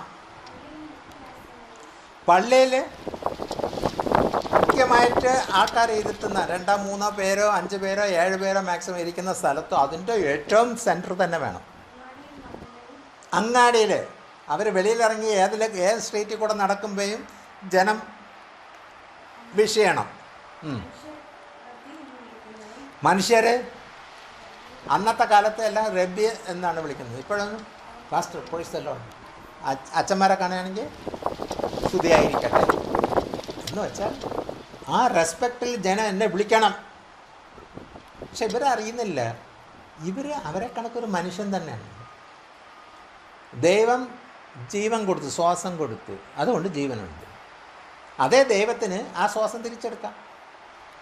നമ്മൾ വരുന്നു റബി എന്ന് വിളിച്ച സമയത്ത് യേശുവിന് അല്ലെങ്കിൽ ദൈവത്തിന് ഇഷ്ടപ്പെട്ടില്ല, ആ ശ്വാസം എടുത്തു തകർന്നു, ജഡമാണ് അത്രയേ ഉള്ളൂ. റബി എന്ന് വിളിച്ച ആൾ സ്ട്രോങ് ആയിട്ട് നിൽക്കുന്നുണ്ട്. അപ്പോൾ ഞാൻ പറഞ്ഞു വരുന്നത്, ആ വ്യക്തി ചിന്തിക്കുന്നില്ല എൻ്റെ ഫ്രണ്ടിൽ വന്ന് ആ റബി എന്ന് വിളിക്കുന്ന ആൾ അയാളെക്കാളും ഞാൻ താഴ്മ ധരിച്ചിരിക്കണം. നമ്മൾ ആദ്യം തുടക്കത്തിൽ വായിച്ചാണ്, താഴ്മ ധരിക്കുന്നവരും നീ ഉയർച്ചയിൽ ദൈവം കൊണ്ടുവരും. ദൈവം ഉയർച്ചയിൽ കൊണ്ടുവരുമ്പോൾ മനുഷ്യന് ഒരിക്കലും ഒന്നും ചെയ്യാൻ പറ്റത്തില്ല. ദൈവം വഴി തുറന്ന് തന്നാൽ മനുഷ്യനെ അടയ്ക്കാനും പറ്റത്തില്ല. ദൈവം നമ്മുടെ ഫ്രണ്ടിൽ നന്മകൾ കൊണ്ട് തരാണെങ്കിൽ മനുഷ്യനെ കൊണ്ട് നിർത്താൻ പറ്റില്ല. അതും ദൈവം വഴി തുറന്നു തരണം. ദൈവത്തിൻ്റെ പ്രവൃത്തി നമ്മുടെ ജീവിതത്തിൽ നടക്കണം. അതിനുവേണ്ടി താഴ്മ ധരിച്ച് ദൈവത്തിൻ്റെ സന്നിധിയിൽ ഏൽപ്പിച്ചു കൊടുക്കുക. ആൾക്കാരെന്തും പറഞ്ഞോട്ട്, പക്ഷെ നമ്മുടെ ഉള്ളം ദൈവമായിട്ട് ഒരു കണക്ഷനിൽ, നമ്മുടെ ഉള്ളം താഴ്മയുടെ ഇതിലാണ് നിൽക്കുന്നതെങ്കിൽ പ്രവൃത്തിയും വാതിൽ തുറന്നു തരുന്നതെല്ലാം ദൈവത്തിൻ്റെ പ്രവൃത്തിയാണ്. അടുത്ത വായിക്കുന്നു, നിങ്ങളോ റബ്ബി എന്ന് പേരെടുക്കരുത്. നിങ്ങളോ റബ്ബി എന്ന് പേരെടുക്കരുത്. അപ്പോൾ നമ്മൾ പറഞ്ഞു, ആ പാസ്റ്റർ എന്നല്ലേ വിളിച്ചോളൂ, റബ്ബി എന്നല്ല. ആ അർത്ഥത്തിൽ തന്നെ പാസ്റ്റർ എന്ന് വിളിക്കുന്നത്. നിങ്ങളോ റബ്ബി എന്ന് പേരെടുക്കരുത്. അന്ന് ഈ പാസ്റ്റർമാർ അല്ലെങ്കിൽ സിസ്റ്റർ റബ്ബി എന്നാണ് പറയുന്നത്, ഇന്നോ പാസ്റ്റർ. അപ്പോൾ പാസ്റ്റർ എന്നുള്ള പേര് നിങ്ങൾ എടുക്കരുത്. അപ്പോൾ എന്താ ചെയ്യണം? അപ്പോൾ നിങ്ങൾ പാസ്റ്റർ എന്ന പേരെടുക്കരുത് എന്ന് വെച്ചാൽ, ഞാൻ അയാളെ എന്താ വിളിക്കുന്നത്? ബ്രദർ. അത് എന്ത് മറ്റേ ബ്രദറൻ സഭക്കാരാ, അവർക്ക് പാസ്റ്റർമാരില്ലല്ലോ, അവർക്കും ബ്രദർ എന്നാണ് വിളിക്കുന്നത്, മൂപ്പനെന്ന്. അങ്ങനെ എന്തോ ആണ്, പാസ്റ്റർ എന്നല്ല വിളിക്കുന്നത്. ഇതുകൊണ്ടാണ്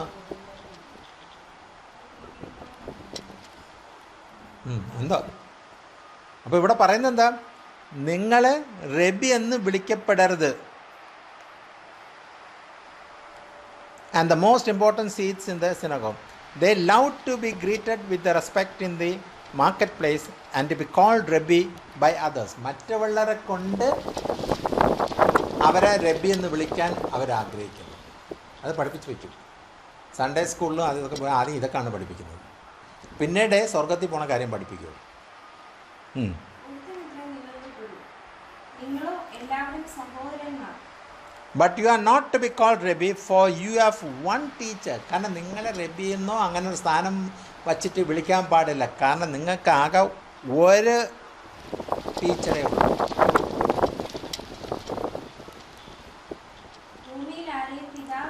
നിൽക്ക് 8ാമത്തെ തുടക്കം വായിച്ചാൽ, പേരെടുക്കരുത്. ഒരാൾ മാത്രമേ ഉള്ളൂ നിങ്ങളുടെ ഗുരു. നിങ്ങളെല്ലാവരും സഹോദരന്മാർ. അതായിരിക്കും അവരാ വചനമായിട്ട് തന്നെ ഉപയോഗിക്കും. അവർ ആ റബ്ബി എന്ന് പേരെടുക്കരുത്. ഒരാൾ മാത്രമേ ഉള്ളൂ ആ സ്ഥാനത്തിന്. നിങ്ങളോ എല്ലാവരും സഹോദരന്മാർ. ഇപ്പോഴത്തെ വീട്ടിൽ ഒരപ്പനമ്മയുടെ സഹോദരന്മാർ തന്നെ അടിയും പിടിയാണ്. പിന്നെ സഭയിലുള്ള സഹോദരന്മാരെന്ന് പറഞ്ഞു തരുന്ന എന്തായിരിക്കും? അടുത്ത വെള്ളിയാഴ്ച കമ്മിറ്റി യോഗം തുറക്കുന്നത്. ഇപ്പോൾ ഓൺലൈൻ ആയതുകൊണ്ട് പിന്നെ കുഴപ്പമില്ല. കൂടുതൽ ഇത് വയ്ക്കുമ്പോൾ അത് മ്യൂട്ട് ചെയ്താൽ മതി. എന്തെല്ലാം. But you are not to be called rabbi, for you have one teacher and you are all brothers. എന്നിട്ട് അടുത്ത് പറയും നിങ്ങളെല്ലാം സഹോദരന്മാരാണ്. അപ്പോൾ എന്താ ഇവിടെ എന്താ സഹോദരനും സഹോദരിമാരും എന്ന് പറയാത്തത്? അവിടെയൊക്കെ ശ്രദ്ധിച്ചോളണം. സഹോദരന്മാരൊന്നും ഇതിൽ ഇമ്പോർട്ടൻ്റ് അല്ലേ? അവരൊന്നും ഇങ്ങനെ ഒരു കൂട്ടായ്മ കാര്യങ്ങൾ വരുമ്പോൾ അവർ വരത്തില്ല. അവരൊക്കെ മാറി നിൽക്കും, ബാക്കിലോട്ട് നിൽക്കും. സഹോദരന്മാരാണ് ഫ്രണ്ടിൽ വരുന്നത്. അവരാണ് അതിൻ്റെ ഇതെല്ലാം. അല്ലെങ്കിൽ എല്ലാ ഇതിലും വരുമ്പോൾ സഹോദരന്മാരും സഹോദരിമാരും എന്ന് പറയാം. ആദവും ഔവയും എന്നൊക്കെ പറഞ്ഞ് രണ്ടുപേരായിട്ട് പറഞ്ഞല്ലോ. എന്നിട്ട് ചിലയിടത്ത് വരുമ്പോൾ മാർത്തയും മറിയയും ഒക്കെ പറയുന്നുണ്ടല്ലോ. ഇവരൊന്നും സഹോദരന്മാർ മാത്രം പറയും. ഇപ്പോൾ ഇൻ്റർനാഷണൽ ലെവലിൽ നമ്മുടെ മലയാളികളിലും തുടങ്ങി. ഇൻ്റർനാഷണൽ ലെവലിലെല്ലാം പെണ്ണുങ്ങൾ തന്നെ പാസ്റ്ററും പ്രോഫറ്റും ബിഷപ്പും എല്ലാം അവർ തന്നെ. കാരണം അവർ തന്നെ സഭ തുടങ്ങി. എൻ്റെ ഫ്രണ്ട് ലിസ്റ്റിൽ തന്നെ ഇപ്പോൾ കുറച്ച് പേരുണ്ട് ബിഷപ്പുമാർ. ആ കോട്ട് ഞാൻ കഴിഞ്ഞ പ്രാവശ്യം അമേരിക്കയിൽ പോയപ്പോൾ ഒരു സ്ത്രീ സഭ സ്വന്തമായിട്ടുണ്ട്. ഭർത്താവ് മ്യൂസിക്കിൻ്റെ ഇതിൽ മാത്രമേ, സ്ത്രീയാണ് ശുശ്രൂഷ. അവസാനം ബിഷപ്പായി. അതിനുവേണ്ടിയാണ് സ്വീഡനിൽ നിന്ന് ആ ബിഷപ്പിനെ കൊണ്ടുവന്നിട്ടെടുത്തു. അപ്പോൾ അയാൾക്ക് ഞാൻ എൻ്റെ അടുത്ത് ചോദിച്ച് എന്ത് പറയുന്നു സ്ത്രീകൾ ഈ സ്ഥാനം എടുക്കുന്നു. ഞാൻ പറഞ്ഞു ഞാൻ എഗെയിൻസ്റ്റ് ഇറ്റ്. അത് എൻ്റെ അടുത്ത് ചോദിച്ചെല്ലാം പറഞ്ഞിട്ട് ഇത് പോയി ആ പെണ്ണിൻ്റെ അടുത്ത് പറഞ്ഞു. അപ്പോൾ അയാൾ ഏത് വിഷയം കല്ലന് കഞ്ഞി വെച്ച ഇത്, കാരണം വേറെ ആരും ഒന്നും ചെയ്യത്തില്ല. അന്ന് ഇയാളെ വിളിച്ചു, ഇയാൾ ചെയ്തു. അയാൾക്ക് പണം കൊടുത്ത് കാണും. പക്ഷേ നല്ല ഉഗ്രം വസ്ത്രങ്ങൾ, തുണിയും ഇതൊക്കെ ആയിരുന്നു. ഇതൊക്കെ റെഡിമെയ്ഡ് അവിടെ വാങ്ങിക്കാൻ കിട്ടും. എന്നിട്ട് ഇത് പറയുന്നത്, but you are not to be called rabbi, for you have one teacher and you are all brothers, and do not call any one on earth. ഭൂമിയിലുള്ള ഒറ്റ മനുഷ്യരെയും പിതാവെന്ന് വിളിക്കരുത്. എത്ര കൃത്യമായിട്ട് പറയുന്നു. ഭൂമിയിലുള്ള ഒരുത്തനെയും പിതാവെന്ന് വിളിക്കരുത്.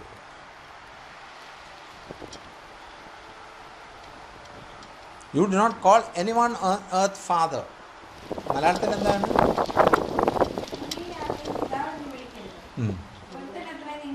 നമ്മുടെ സഭയിൽ ഒത്തിരി പ്രായം ചെന്ന ഒരാൾ ഉണ്ടെന്ന് വെച്ചാൽ എന്തെന്ന് വിളിക്കും? അപ്പച്ചൻ എന്നൊക്കെ വിളിക്കും. അത് പിതാവിൻ്റെ അർത്ഥമാണത്. പക്ഷെ ഇവിടെ പറയുന്നത് വിളിക്കരുത്. എല്ലാവരെയും വിളിക്കാൻ പറയുന്നത് ബ്രദർ എന്ന്. നമ്മൾ ആ മലയാളത്തിൻ്റെ നമ്മുടെ അറിവനുസരിച്ച്, ലോക പറഞ്ഞ അറിവനുസരിച്ച് നമ്മൾ പിതാവെന്ന് വിളിക്കുന്നു, അല്ലെങ്കിൽ അങ്ങനെയൊക്കെ. പക്ഷെ വചനം ഇങ്ങനെയാണ് പറയുന്നത്. അതൊക്കെ പറയുമ്പോൾ അത് എങ്ങനെ വിളിക്കുന്നു? വിളിക്കാവോ? കാരണം എല്ലാവരും ഈക്വലാണ് ദൈവത്തെ സന്നിധിയിൽ. പിതാവെന്ന് പറയുന്ന എത്ര പേരുണ്ട്? And do not call any one on earth father, for you have one father. ഇവിടെ പിതാവെന്ന് വിളിച്ചിരുന്നാൽ പിന്നെ രണ്ടായില്ലേ? ഒരു ഫാദർ അവിടെ, ഇവിടെ രണ്ടാമത്തെ ഒരു ഫാദറായി. രണ്ട് അപ്പൂപ്പന്മാരുണ്ടെങ്കിൽ രണ്ട് ഫാദർമാരെ. അപ്പോൾ അതാണ്. അപ്പോൾ ഈ വചനം തെറ്റാ, അല്ലെങ്കിൽ ഇത് മനസ്സിലാവുന്നില്ലേ? ഇത് മനസ്സിലാവുന്നല്ലോ. മലയാളം എങ്ങനെ വായിച്ചേ? ഭൂമിയിലാണ്, വീട്ടിലെ കാര്യമല്ല, സഭയിലെ കാര്യമല്ല. ഭൂമിയിൽ ആരെയും പിതാവെന്ന് വിളിക്കരുത്. ഒരുത്തനത്രേ. അയ്യോ, ആ മലയാളം കണ്ടില്ലേ? അത് ഇത്തിരി മൂള പിന്നെ വന്നപ്പോൾ അടിച്ച ബൈബിൾ. ഇത് പഴയ ബൈബിൾ.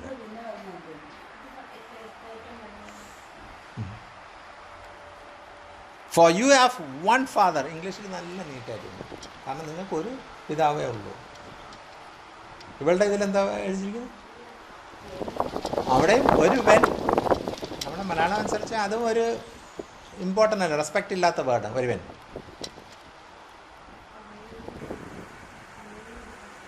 അപ്പം നമ്മൾ പറയാം അത് തമിഴിൻ്റെ ട്രാൻസ്ലേഷൻ. മനസ്സിലായി?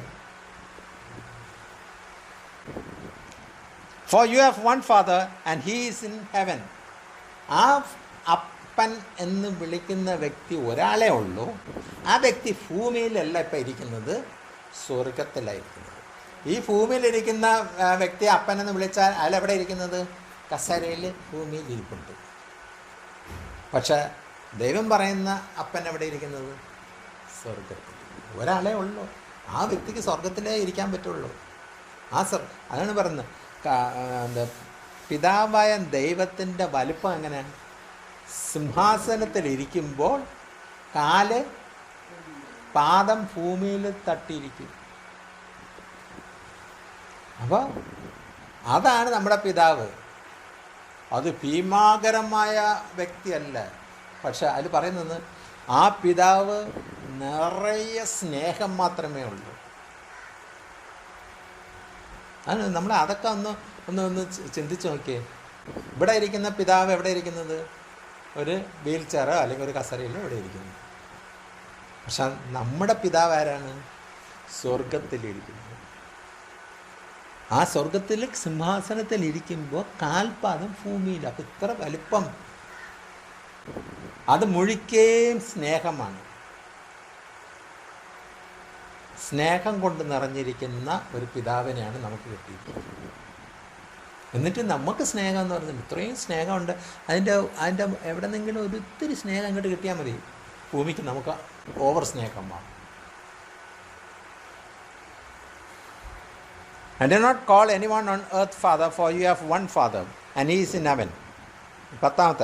നിങ്ങൾ നായകന്മാർ എന്ന് പേര് എടുക്കരുത്. Nor are you to be called instructors.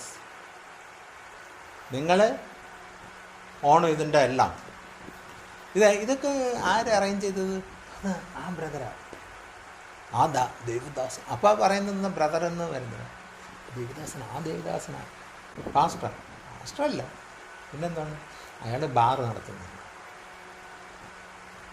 അയാൾ സഭയുടെ മെമ്പർ, പണമുള്ളതുകൊണ്ട് പ്രോഗ്രാമൊക്കെ നല്ല ഇതിൽ ചെയ്തു.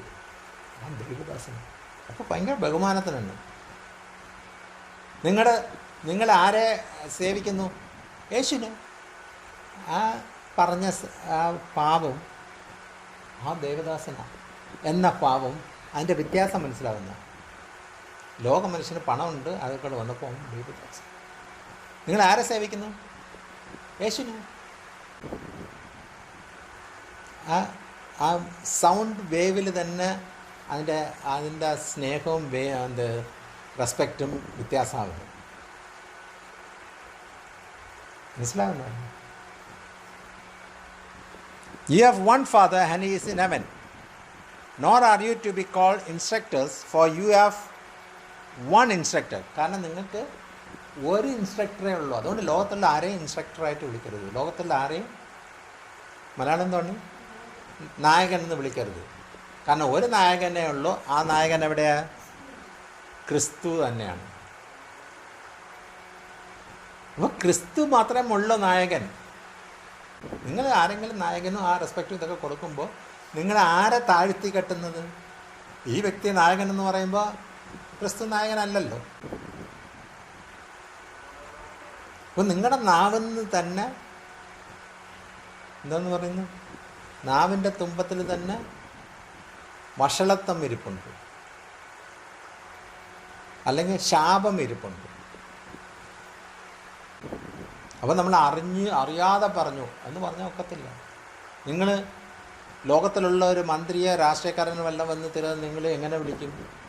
ബഹുമാനത്തോടുകൂടിയാണ് അവരെ റെസ്പെക്റ്റ് ചെയ്യുന്നത്, വീട്ടിൽ എത്തിക്കുന്നത്. ഇവിടെ പറയുന്നത് എന്താണ്? ഒരു നായകൻ മാത്രമേ ഉള്ളൂ, അത് ക്രിസ്തു അത്രേ. അവ എവിടെയും പറയുന്നത് ഒരു പിതാവേ ഉള്ളൂ സ്വർഗത്തിലിരിക്കുന്നു, ഒരു നായകനേ ഉള്ളൂ, അത് ക്രിസ്തു അത്രേ. നിങ്ങൾ ആരെയും ഭൂമിയിലുള്ളവരെ പിതാവെന്ന് വിളിക്കരുത്. ഇത്ര കൃത്യമായിട്ട് പറഞ്ഞു തരുന്നു. ഇതൊന്നും മനസ്സിലാവുന്നില്ലേ? The greatest among you will be your servant.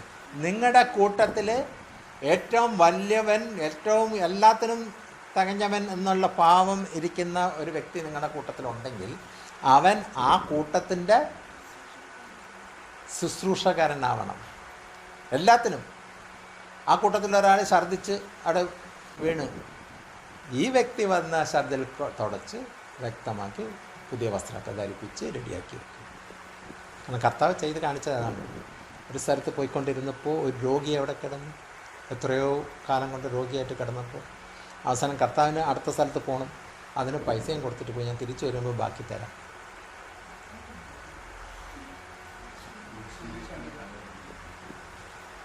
സമരക്കാരുടെ കഥ പറഞ്ഞ് കർത്താവ് ആ ഭാഗത്ത് നിന്നുകൊണ്ട് പറയുന്നതാണ്. ആ പ്രവർത്തിച്ചത് അവിടെ ചെയ്തതെന്ന് ആ വസ്ത്രം കർത്താവ് ആദ്യം ചെയ്തത് ഇതെല്ലാം വ്രണമൊക്കെ തുടച്ച് റെഡിയാക്കി വസ്ത്രമൊക്കെ ധരിച്ചിട്ട് മറ്റവിടെ ആൾക്കാരുടെ അടുത്ത് പറഞ്ഞ് നീ ഇനി ചെയ്യും, ഞാൻ കാണത്തില്ല, ഞാൻ തിരിച്ചു വരുമ്പോൾ എന്താ എക്സ്പെൻസ് കൂടുതൽ വന്നിട്ടുണ്ട് പറഞ്ഞാൽ മതി, ഞാൻ തരാം. ചെയ്ത് കാണിച്ചിട്ടാണ് പോണത്. അല്ലാതെ അവിടെ ഞാൻ പൈസ തന്ന് നീ ഒന്ന് റെഡിയാക്കുക എന്നല്ല പറഞ്ഞത്. സ്നേഹം കൊണ്ട് ആ സമരക്കാരൻ അവിടെ ഇരുന്ന് അത് വൃത്തിയാക്കി കിളിപ്പിച്ച് റെഡിയാക്കി ഇട്ടിട്ടാണ് പോകുന്നത്. അപ്പം അവിടെയാണ് ദൈവത്തിൻ്റെ സ്നേഹം കിടക്കുന്നത്. നമ്മളോ ഇന്നലെ ഷായിരുന്ന് പറഞ്ഞ കണക്ക് പേരൻസിനെ കൊണ്ടുപോയി അവിടെ ഇരുന്നു പൈസ കൊടുക്കും. പക്ഷെ ഇവരോ ഗൾഫ് മാത്രമല്ല, അമേരിക്കയിലും ഗൾഫ് എന്ന് പറഞ്ഞ് ഇരുന്നപ്പോൾ രമ്യ ഉടനെ അത് മാത്രമല്ല അമേരിക്കയിലും ഉണ്ട്, കാനഡയിലും, എല്ലാവരുടെ കാര്യം തന്നെ പറയുന്നു. അതുമല്ല ഇവിടെയും ഉണ്ട്.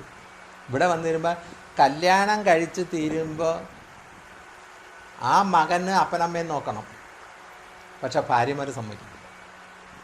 ഉടനെ എന്ത് ചെയ്യും, ഇവരൊരു പുതിയ വീടെടുത്ത് താമസം മാറും, ജോലി അവിടെയാണ് അങ്ങനെയൊക്കെ പറഞ്ഞിട്ട്. അപ്പനമ്മയ്ക്ക് പഴയ വീടാണ്, ആ വീട് ചോർന്ന് വലിക്കുന്ന, അതിനിപ്പോൾ നമുക്കൊന്നും ചെയ്യേണ്ട, പേരുടെ അവിടെ കിടക്കട്ടെ. അപ്പനമ്മയ്ക്കും വേറൊരു വലിയൊരു ഓൾഡ് ഏജ് ഹോം അവിടെ കൊണ്ടാക്കും. ഇന്ത്യയിൽ തന്നെ, കേരളത്തിൽ തന്നെ ഇതൊക്കെ നടക്കുന്നുണ്ട്. അപ്പം ഇതാണ് അവസ്ഥ. അപ്പം നമ്മുടെ കർത്താവ് കാണിച്ച സ്നേഹത്തിൻ്റെ അംശം പോലും വരുന്നുണ്ട്. നമ്മൾ ഇതൊക്കെ അല്ലേ പഠിക്കുന്നത്. ഇതിവിടെ ഇരുന്നപ്പോൾ നമ്മളെല്ലാം കേട്ടുകൊണ്ടിരിക്കുന്നു. ഇതിവിടെ ഇരുന്നപ്പോൾ ഇത് പറഞ്ഞുകൊണ്ടിരുമ്പോൾ ദൈവം ആ ഉള്ളത്തിൽ കൂടെ ഇത് തന്നുകൊണ്ടിരിക്കുന്നുണ്ട്. ഞാൻ പറഞ്ഞുകൊണ്ടിരിക്കുന്നു, നമ്മളെല്ലാം കേട്ടു. അതെല്ലാം കഴിഞ്ഞ് ആശീർവാദം പറഞ്ഞു തീരുന്നത് നമ്മൾ പിന്നെ അടുത്ത സ്റ്റെപ്പിലോട്ട് പോയി. ഇത് പോയി അടുത്ത സ്റ്റെപ്പ് പോയി. നമ്മൾ അടുപ്പിൽ വെള്ളം വെച്ചു, അതിൽ അരി ഇടുന്നിടത്ത് അരി ഇട്ട് അതൊക്കെ വയ്ക്കാൻ നേരത്ത് നമ്മൾ ഇത് ചിന്തിച്ചുകൊണ്ടിരിക്കണം. കർത്താവ് ഇന്ന് എൻ്റെ അടുത്ത് സംസാരിച്ചുകൊണ്ടിരിക്കണം, സ്നേഹത്തിലിരിക്കണം, താഴ്മ ധരിച്ചിരിക്കണം. എത്ര നമ്മൾ താഴുന്നോ അത്രയും ഉയർത്തപ്പെടുന്നു.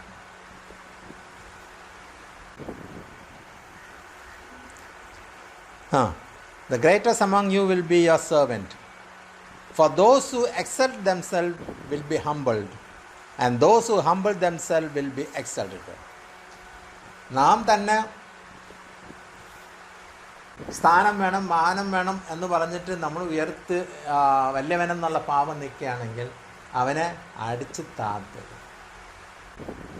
എന്നാൽ എനിക്കിത് സ്ഥാനം വേണ്ട, ഒന്നും വേണ്ട, ഞാൻ എത്രമാത്രം ഹമ്പിൾ. അത് സ്ഥാനം മാത്രമല്ല, നമ്മുടെ പ്രവൃത്തിയിലും കാണണം. എത്ര താഴ്മ ധരിക്കുന്നു അത് അനുസരിച്ച് കർത്താവ് എത്രമാത്രം ഉയർത്തുമെന്നാണ് ദൈവത്തിൻ്റെ ആത്മാവ് ഇന്നത്തെ ദിവസം പറയുന്നത്. അപ്പോൾ എളിമ വേണം. ആ മലയാളം വായിച്ച ആ ഭാഗം 12. നിങ്ങളിൽ ഏറ്റവും വലിയവൻ, ഞാൻ വലിയവൻ എന്നുള്ള ചിന്ത ഉള്ളവരെല്ലാവരുടെ അടുത്തെല്ലാം ദൈവത്തിൻ്റെ ആത്മാവ് പറയാം. വലിയവൻ എന്താവണമെന്ന്? ശുശ്രൂഷക്കാരൻ എന്ന് പറഞ്ഞാൽ ബൈബിളെടുത്ത് പ്രസംഗിക്കുന്ന ശുശ്രൂഷകനല്ല. ഞാൻ നേരത്തെ പറഞ്ഞാണ് ദാസൻ, എഴിച്ചടക്കാൻ വയ്യാത്തവരെ അല്ലെങ്കിൽ അങ്ങനെ സുഖമില്ലാത്തവരെ എല്ലാം നമ്മൾ നോക്കേണ്ട കാര്യങ്ങൾ. അതൊരു എക്സാമ്പിൾ പറഞ്ഞു. അങ്ങനെ പല കാര്യങ്ങളുണ്ട്. അവൻ ദാസനാവണം. തന്നെത്താനെ ഉയർത്താൻ വേണ്ടി ശ്രമം എന്തെല്ലാം നടത്തുമോ അവനെ താഴ്ത്തിപ്പെടും. ആരെ താഴ്ത്തുന്നത്? ലോകമല്ല, പിതാവായ ദൈവം തന്നെ പറയാണ്, തന്നെത്താനെ ഉയർത്താൻ വേണ്ടി നിൽക്കുന്നവനെ താഴ്ത്തി വിടുമെന്ന്. എന്ന് ദൈവം വിചാരിച്ചാൽ മനുഷ്യനൊന്നും ചെയ്യാൻ പറ്റത്തില്ല. നിൻ്റെ എത്ര പണം ഉണ്ടെങ്കിലും ശരിയാണ്, ഒരു രക്ഷയില്ല. എന്നിട്ട് പിന്നെ എന്താ പറയുന്നത്? തന്നെത്താൻ അവരവർ തന്നെ താഴ്ത്തണം. മനുഷ്യനല്ല താഴ്ത്തേണ്ടത്, തന്നെത്താനെ നമ്മൾ തന്നെ നമ്മൾ താഴണം. ആ താഴണം എന്ന് വെച്ചാൽ പ്രവൃത്തിയിൽ കാണണം. അതാണ് പറഞ്ഞത്, താഴ്മ ധരിക്കണം എന്ന് പറഞ്ഞ് ഞാനിത് ചെയ്യാം, ഞാനിങ്ങനെ ചെയ്യാം, അത് ചെയ്ത് പ്രവർത്തിക്കണം.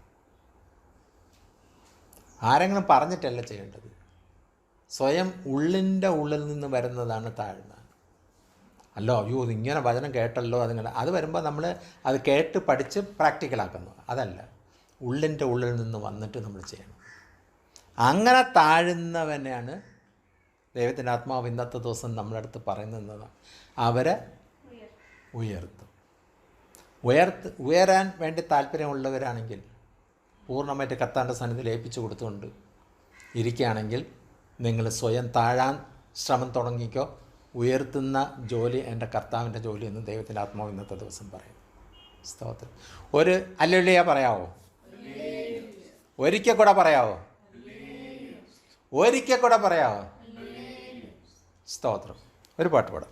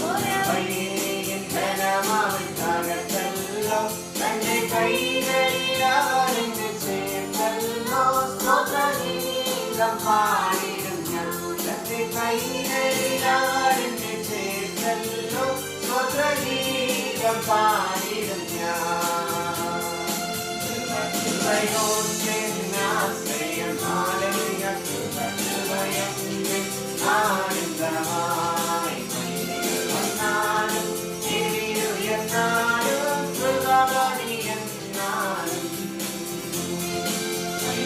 വന്നാലും എതിരുയർന്നാലും കൃപവനിയെന്നാലും അനവധി വന്നാലും അനുകൂലമെനിക്കവരുന്നാലും ജീവനെ തന്നവനിമേലും കൃപയാൽ നടത്തുമെന്നേ ജീവനെ തന്നവനിമേലും കൃപയാൽ നടത്തുമെന്നേ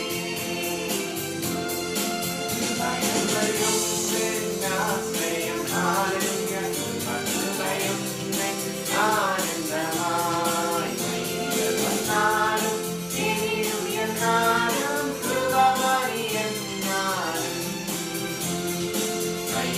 വന്നാലും എതിരുയർന്നാലും കൃപവനിയെന്നാലും